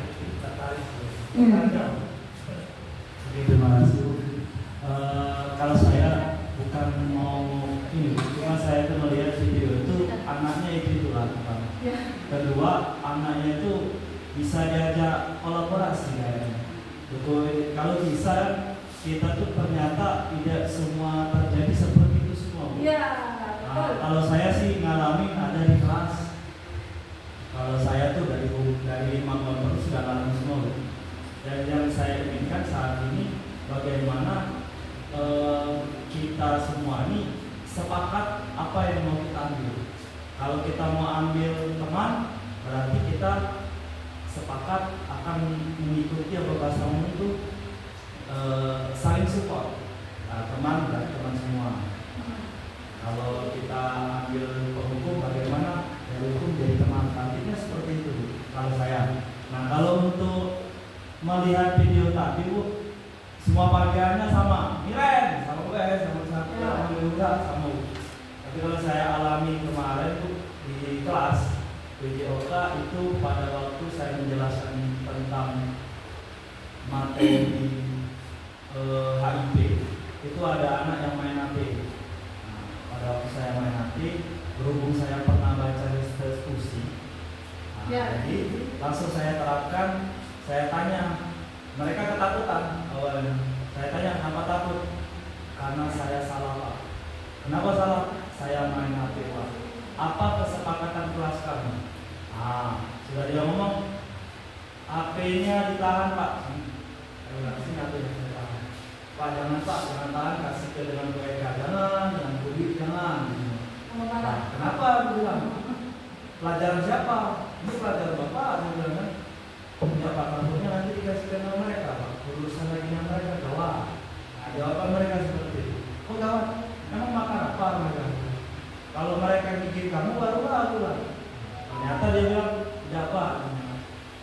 Pak, ada rasa, berarti kan ada, saya menilai berarti di sekolah ada orang yang ditakuti. Seperti itu kan. Dan juga ada orang yang disayangi, dan juga ada seorang yang bisa memanajemen. Pada waktu saya bilang itu, kamu sudah tahu ini, Bapak mau pikir kerja mana bagusnya solusi kamu? Apakah di pelajaran saya saja atau setiap pelajaran? Tentulah kawannya. Tiap hari Pak. Kalau tiap hari saya ini, kamu ngaku tidak? Tidak Pak, aku senang begini main lagi. Sudah. Kalau kau senang, sudah selesai baru saya simpulkan. Kenapa Bapak ngomong? Baru masuk segitiga itu. Saya kemarin saya sampaikan, alhamdulillah setelah saya jelaskan mereka itu sudah menyadari. Ternyata pada waktu saya masuk minggu kemarin ada satu perubahan. Perubahannya ada, tinggal kita nih kadang lagi bosan. Jadi dulu nih kadang capek. Di rumah mungkin sen adik di rumah. Dulu saya lalu balik berangkat ke sekolah mungkin lagi ada lemak di dalam, ada matoi, datang minggu lagi masuk, agaknya sampah. Jadi pada waktu ngajar tiba-tiba sebenarnya kita tidak marah, jadi marah. Jadi saya menilai tergantung motivasi internal kita. Jadi saya bilang kekuatan di kamu adalah di kamu. Jadi alhamdulillah itu sudah saya terapkan dan hasilnya ini. Kalau dikatakan kita di mana posisi dari 1 sampai 5 sudah kita alami kalau saya. Nah, saat ini saya berusaha bagaimana menjadi posisi manajer. Berusaha seperti itu. Terima kasih. Sama-sama. Kayaknya Pak Tongku mau banyak ngomong, Pak Tongku. Boleh. Terima kasih. Jadi yang perlu kita pahami bersama, dari 5 itu adalah level, bukan pilihan. Jadi yang paling rendah adalah yang hukuman yang selama ini masih sering kita lakukan, itu harus kita kurangi, ya. Dan kita harus bersama-sama menerapkan bagaimana berusaha kita naik ke posisi yang manajer.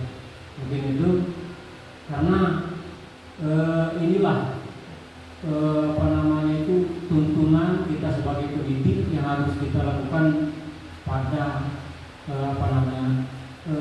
metode pendidikan sekarang yang harus kita jalankan. Karena pendidikan zaman dahulu itu tidak bisa kita pakai lagi. Ya, mungkin itu tambahannya. Terima kasih. Assalamualaikum warahmatullahi wabarakatuh. Waalaikumsalam warahmatullahi wabarakatuh. Terima kasih Pak Nopo dan Pak Sidik.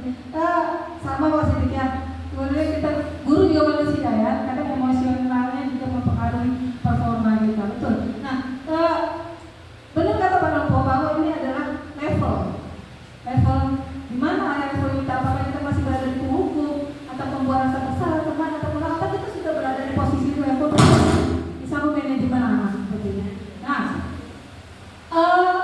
kalau saya dulu saya terus terang ketika saya sudah belajar bahwa saya sangat malu dengan diri saya sendiri, tidak malu dengan teman-teman, maksudnya saya justru malu dengan diri saya sendiri gitu. Kenapa? Ketika saya masuk dulu saya menyangka bahwa ketika saya masuk anak-anak terkabur gitu. Mereka saya pikir mereka kabur karena mereka sadar bahwa mereka bersalah. Sekarang ternyata saya ini ditakuti bukan dihormati. Saya ini ternyata posisinya di sini. Saya sangat sedih sekali seperti itu. Di sini, karena saya di sini. Nah, gitu ya. Nah, ternyata salah sekali karena di sini membuat anak tersakiti. Dan akhirnya perlahan-lahan saya berusaha. Sekarang saya sedang berada di sini. Mungkin saya berusaha menjadi teman dulu. Nah, kemudian mari kita bersama-sama berusaha untuk menerapkan disiplin yang ini. Intinya ya, kita memotivasi anak secara intensif. Insya Allah kalau anak sudah dapat motivasi intensif ini, kita tidak perlu sampah buang. Enggak, ketika anak kita lihat sampah dia langsung, karena dia tahu menjaga kebersihan seperti itu. Nah, oke. Jadi tadi kata Pak Sidi, kita mau sepakat yang mana?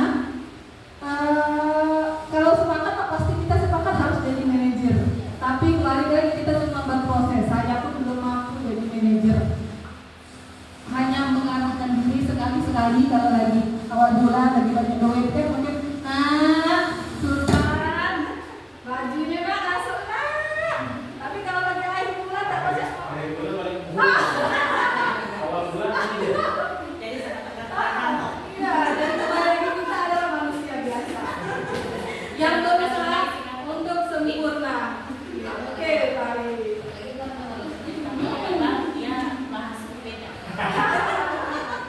Supaya ini guru juga manusia. Oke, baik.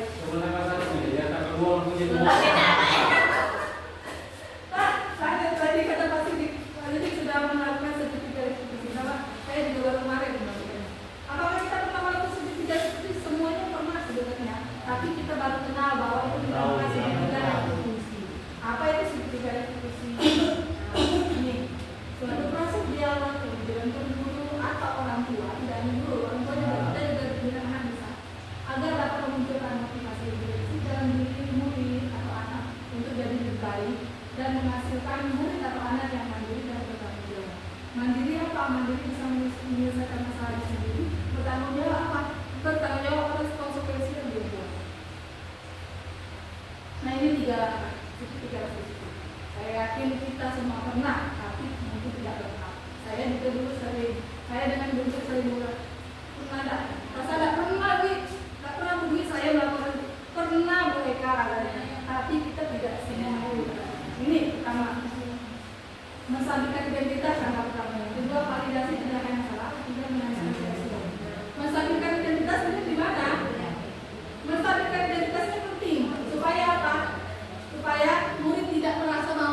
kita dipanggil dimanggil harus salahnya bahwa dia itu jelek. Jangan sampai murid menganggap dirinya itu jelek.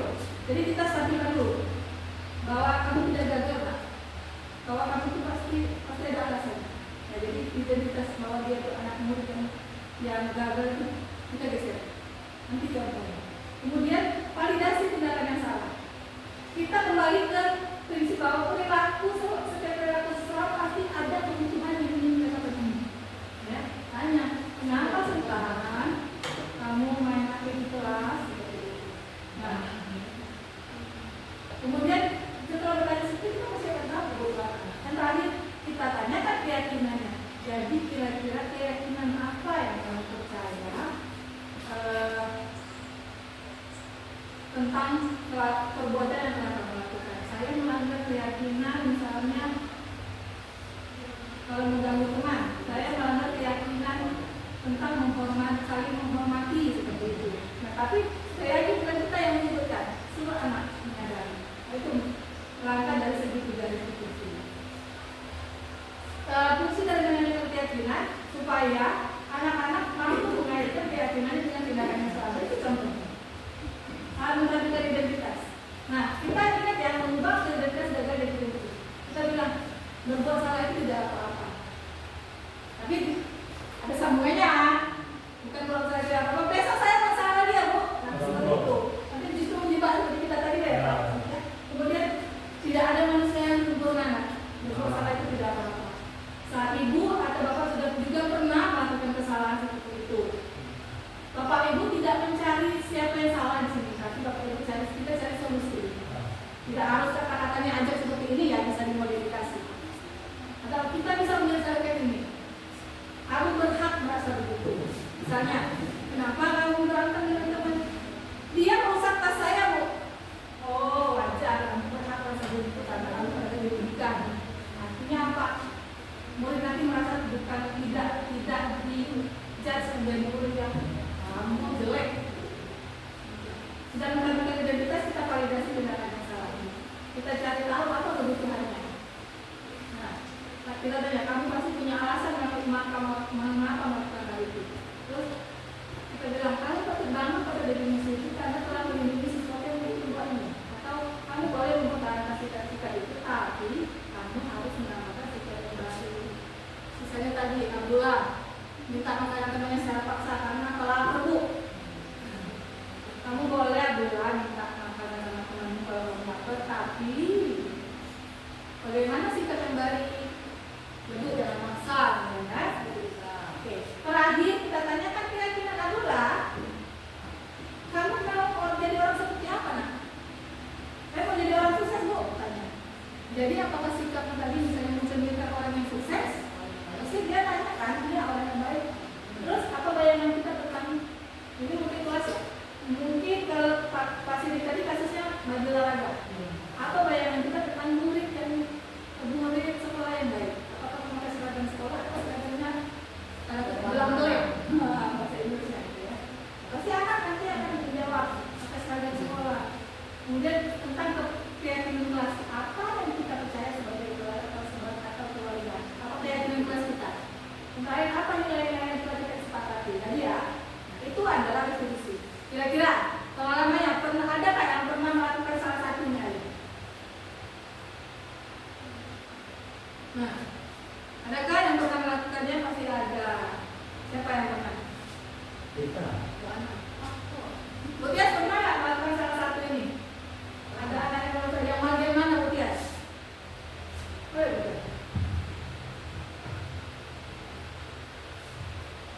Saya menyelesaikan masalah yang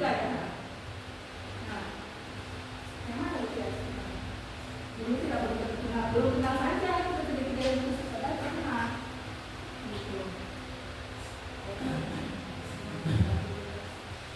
Curhat ya pas anak pasti ada anak Butias keluarga Butias yang bermasalah. Butias bagaimana cara mengatasinya? Yang HP ya pernah misalnya anak yang main HP. Jadi anak itu dipanggil, kemudian dilakukan pendekatan Di dalam pendekatan itu kita memberikan arahan kepada anak-anak bagaimana sebagai seorang pelajar yang baik. Artinya kalau sebagai seorang pelajar tidak menggunakan HP bukan dengan waktu yang diberikan kesempatan guru pada saat belajar. Misal, kalau bukan waktunya saat belajar digunakan HP untuk mencari materi yang bersangkutan, artinya HP itu disimpan. Tapi kalau tidak ada yang berhubungan dengan materi atau pelajaran, atau ada yang berhubungan pelajaran, boleh dipakai kembali. Nah, anak itu diberikan pengarahan, diberikan pemahaman bahwa bagaimana menjadi seorang pelajar yang baik. Oke, berarti Mutia sudah pernah melakukan bagian segitiga restitusi tentang keyakinan ya. Nah, selama ini sebenarnya kita sudah tahu tentang bagaimana cara menyelesaikan masalah dengan segitiga restitusi. Hanya saja mungkin yang perlu kita dalami adalah yang tadi membangun motivasi intrinsik dari peserta didik. Oke. Nah, sekarang yang baik kita nonton sebentar analisis tentang tadi sama kaitannya.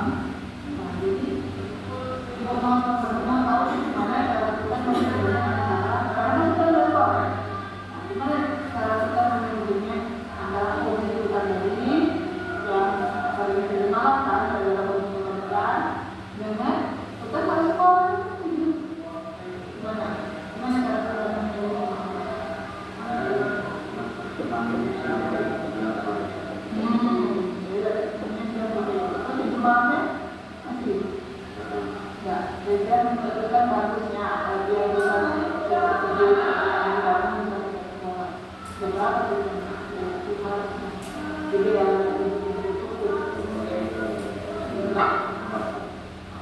paparan kelas tulisan yang di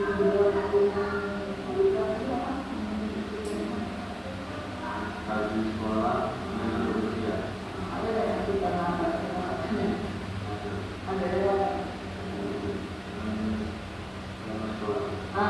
jadi bagaimana dari kehidupan bagaimana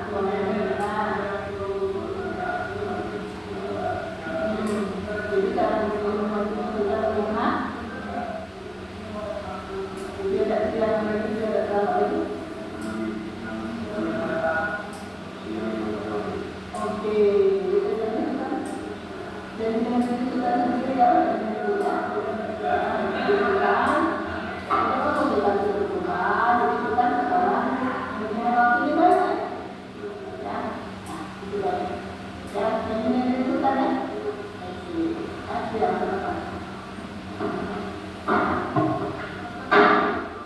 Perkenalkan, nama saya Yudha Bicara dari kelas 11 Sekolah Berdiskusi Logika. Saya diajarkan tentang mencari solusi masalah saya sendiri. Terima kasih. Wassalamualaikum warahmatullahi wabarakatuh. Saya sangat menghargai usaha Sultan bikin video ini Bapak Ibu. Terus terang dia berkali-kali Bapak Ibu menghafalkan apa yang mau dia katakan. Jadi walaupun ini hasilnya menurut kita masih seperti itu, tapi bagi saya itu sudah maksimal. Saya sangat berterima kasih kepadanya. Ya sekarang mari. Jadi saya kasih kali ini ceritanya Sultan tadi tidak sekolah. Nah, alasannya adalah dia main game sampai malam sampai jam 3, gitu. Main game menang nggak saya tanya. Main game apa FF menang nggak nak? Menang kok pernah. Dapat berapa nak menang? Ada pernah dapat 1,5 juta katanya. Gimana perasaan Sultan kalau menang? Senang katanya seperti itu. Buat apa? Buat jajan. Nah, kemudian tadi saya tanyakan bagaimana cara Sultan tadi main game supaya bisa sekolah dengan main game itu bisa, gitu ya. Jadi Sultan tadi sudah memutuskan sendiri, katanya main gamenya pada saat siang saja, ya, gitu kan? Atau pada saat tidak sekolah, gitu ya. Nah, itu cara lagi-lagi ya, kita hanya berusaha membuat anak membangun motivasinya. Keputusan untuk kontrol diri ada pada diri kita masing-masing, seperti itu. Jadi kita sebagai guru hanya menuntun dan menjadi tauladan Bapak Ibu. Nah sekarang mari kita analisis kira-kira kebutuhan apa sih yang coba dipenuhi oleh Sultan dari 5 kebutuhan dasar tadi. Sultan itu pengen apa? Bebas. Kesenangan, kebebasan, boleh. Ya kesenangan. Perhatian. Ya seperti itu. Jadi ternyata kita tahu bahwa Sultan ini ternyata kurang perhatian. Kemarin dia sampai sakit Pak. Itu bisa juga memenuhi kebutuhan hidup karena katanya dari mana Sultan kemarin nggak pulang dapat uang dari main game itu lah.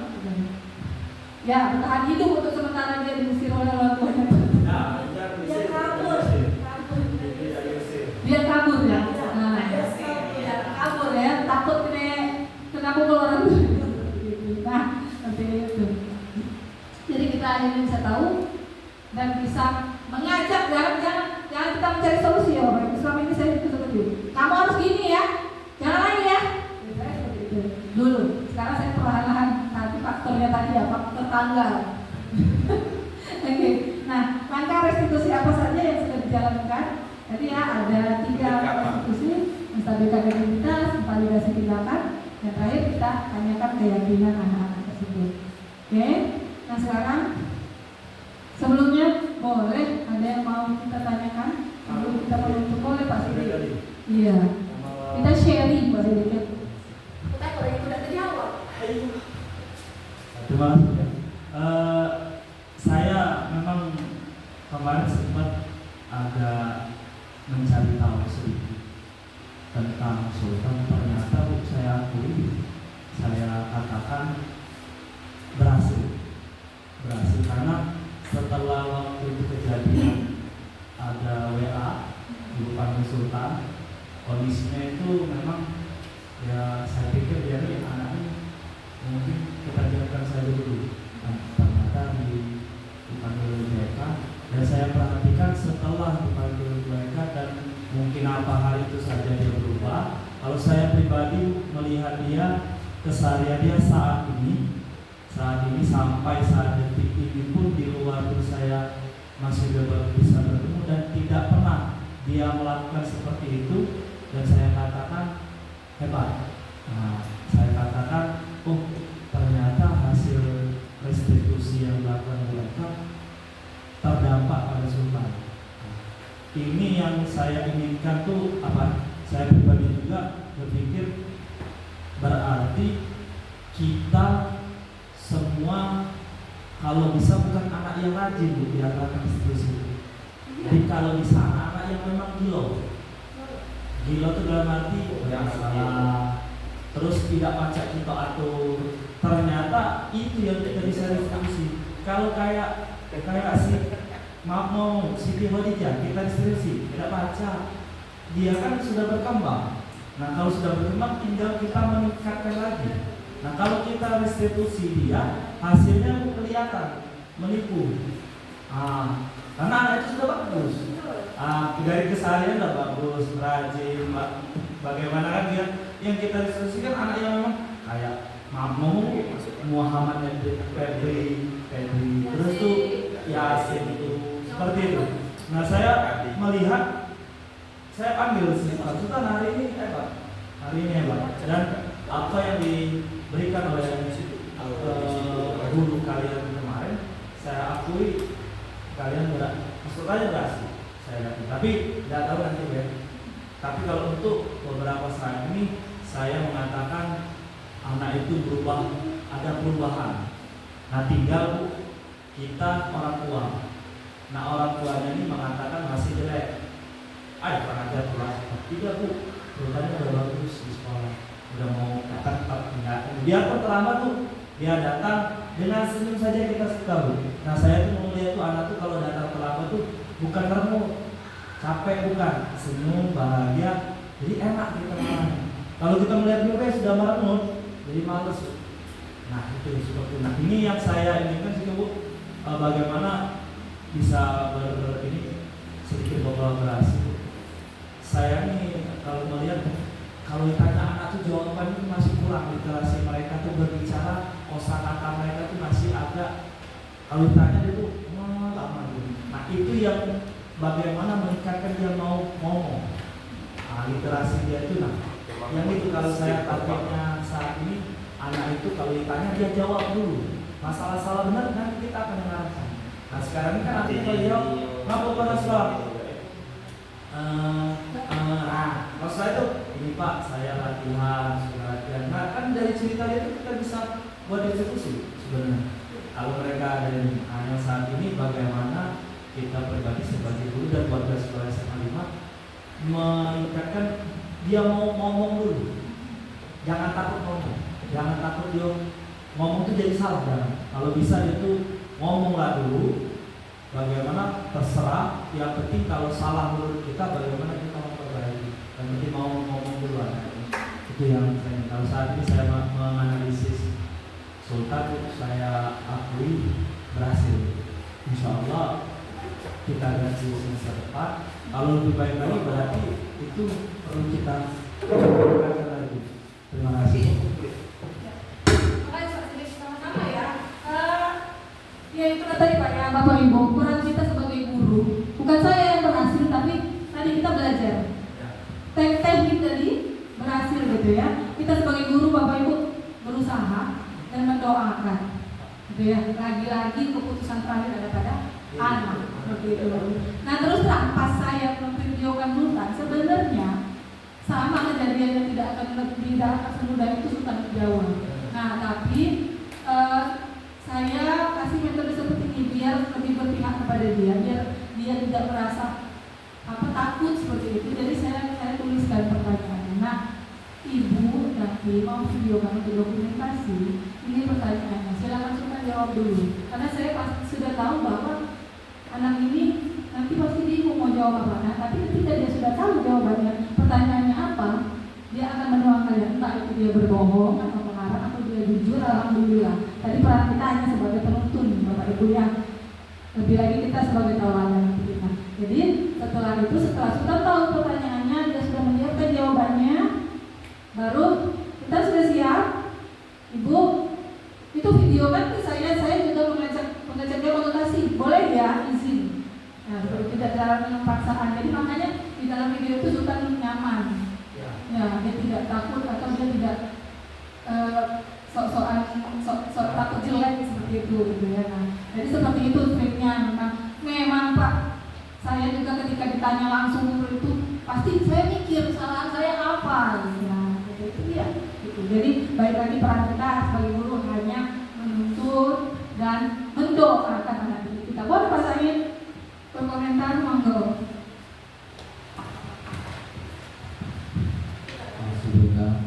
Nggak masuk video. Masuk, harus masuk.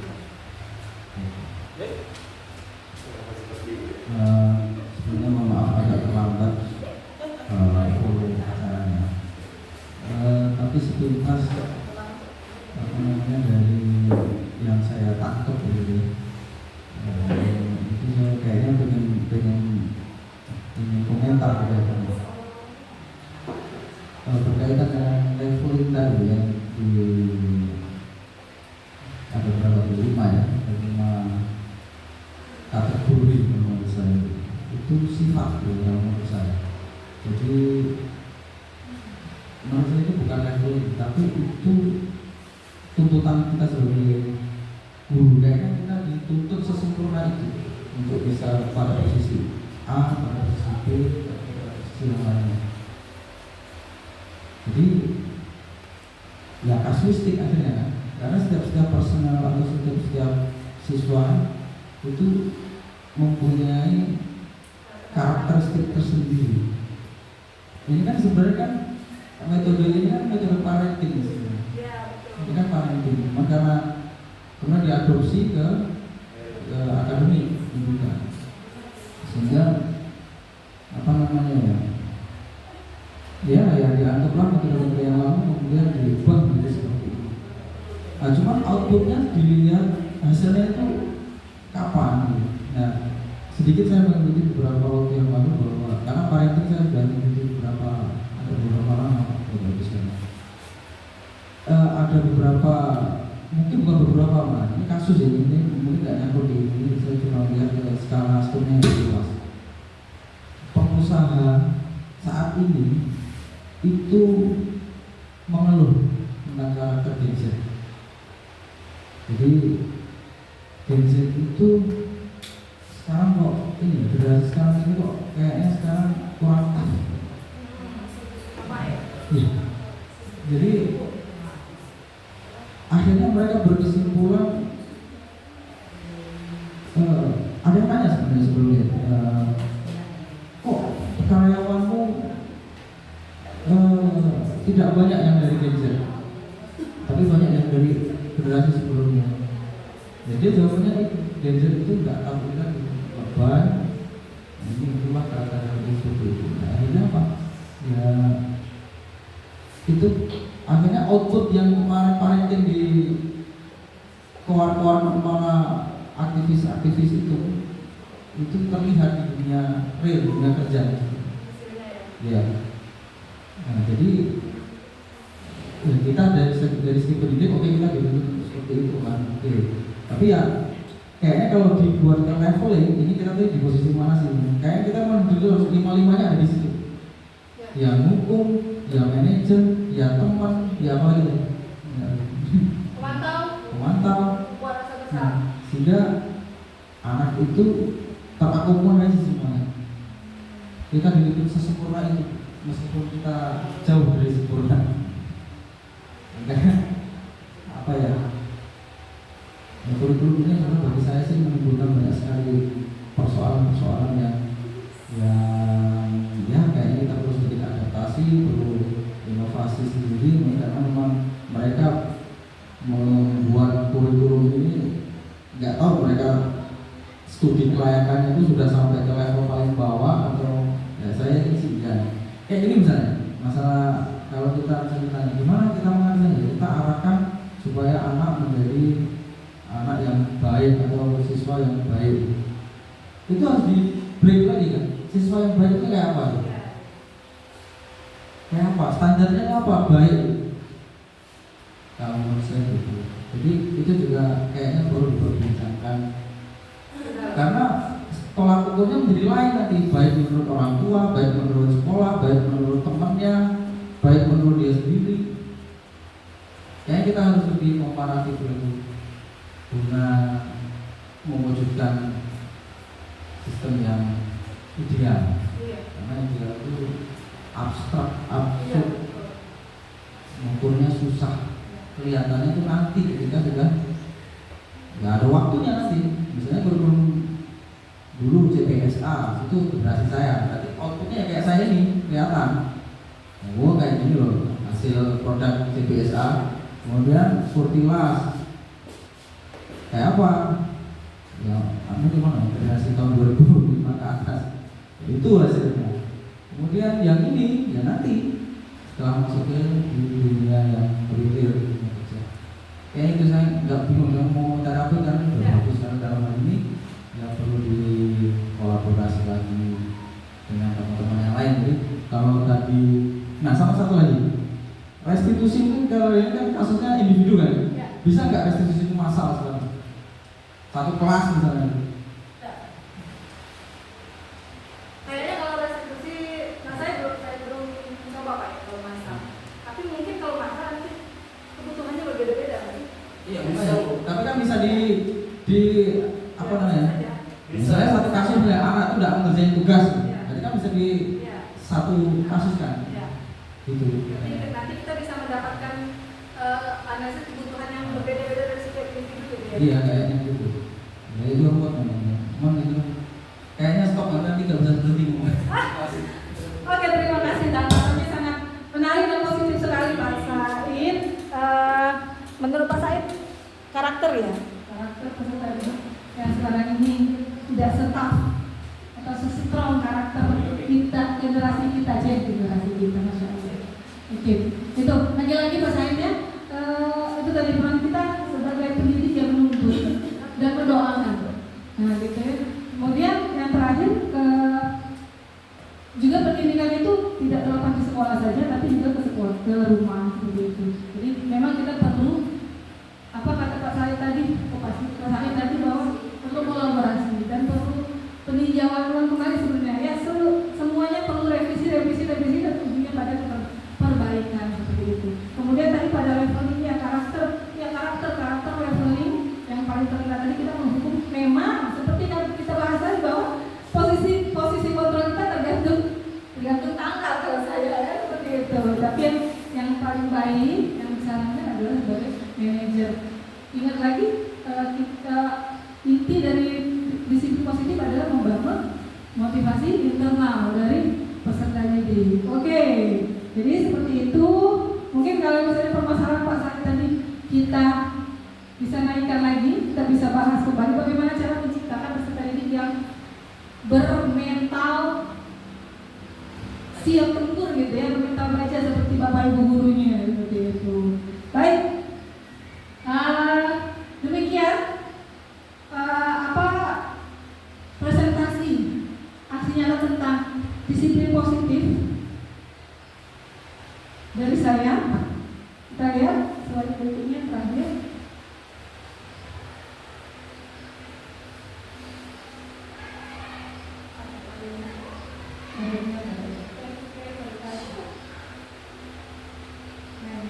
Kita di sini. Baik Bapak Ibu, terima kasih untuk untuk partisipasinya. Terima kasih untuk pertanyaannya dan komentar-komentar positif yang membangun.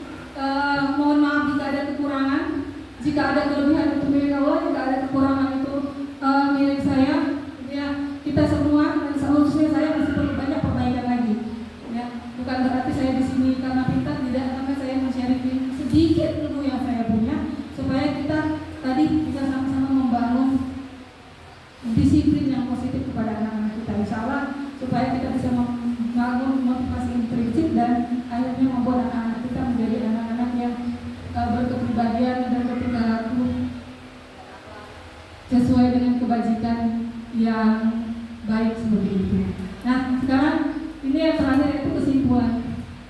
mengembangkan budaya positif di sekolah diperlukan motivasi dari murid. Tugas kita guru adalah menuntun murid dan menyediakan lingkungan belajar yang positif dan menuntun karakter murid menuju nilai-nilai kebajikan yang dia percayai. Salam semangat Bapak Ibu guru hebat.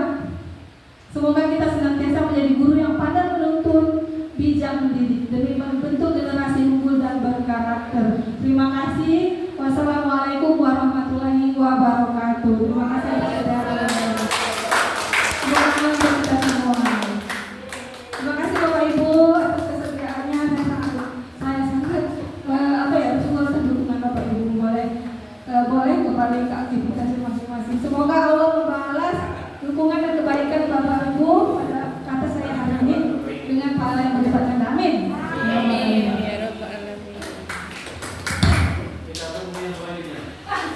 Apa Pak? Kamu bertiga.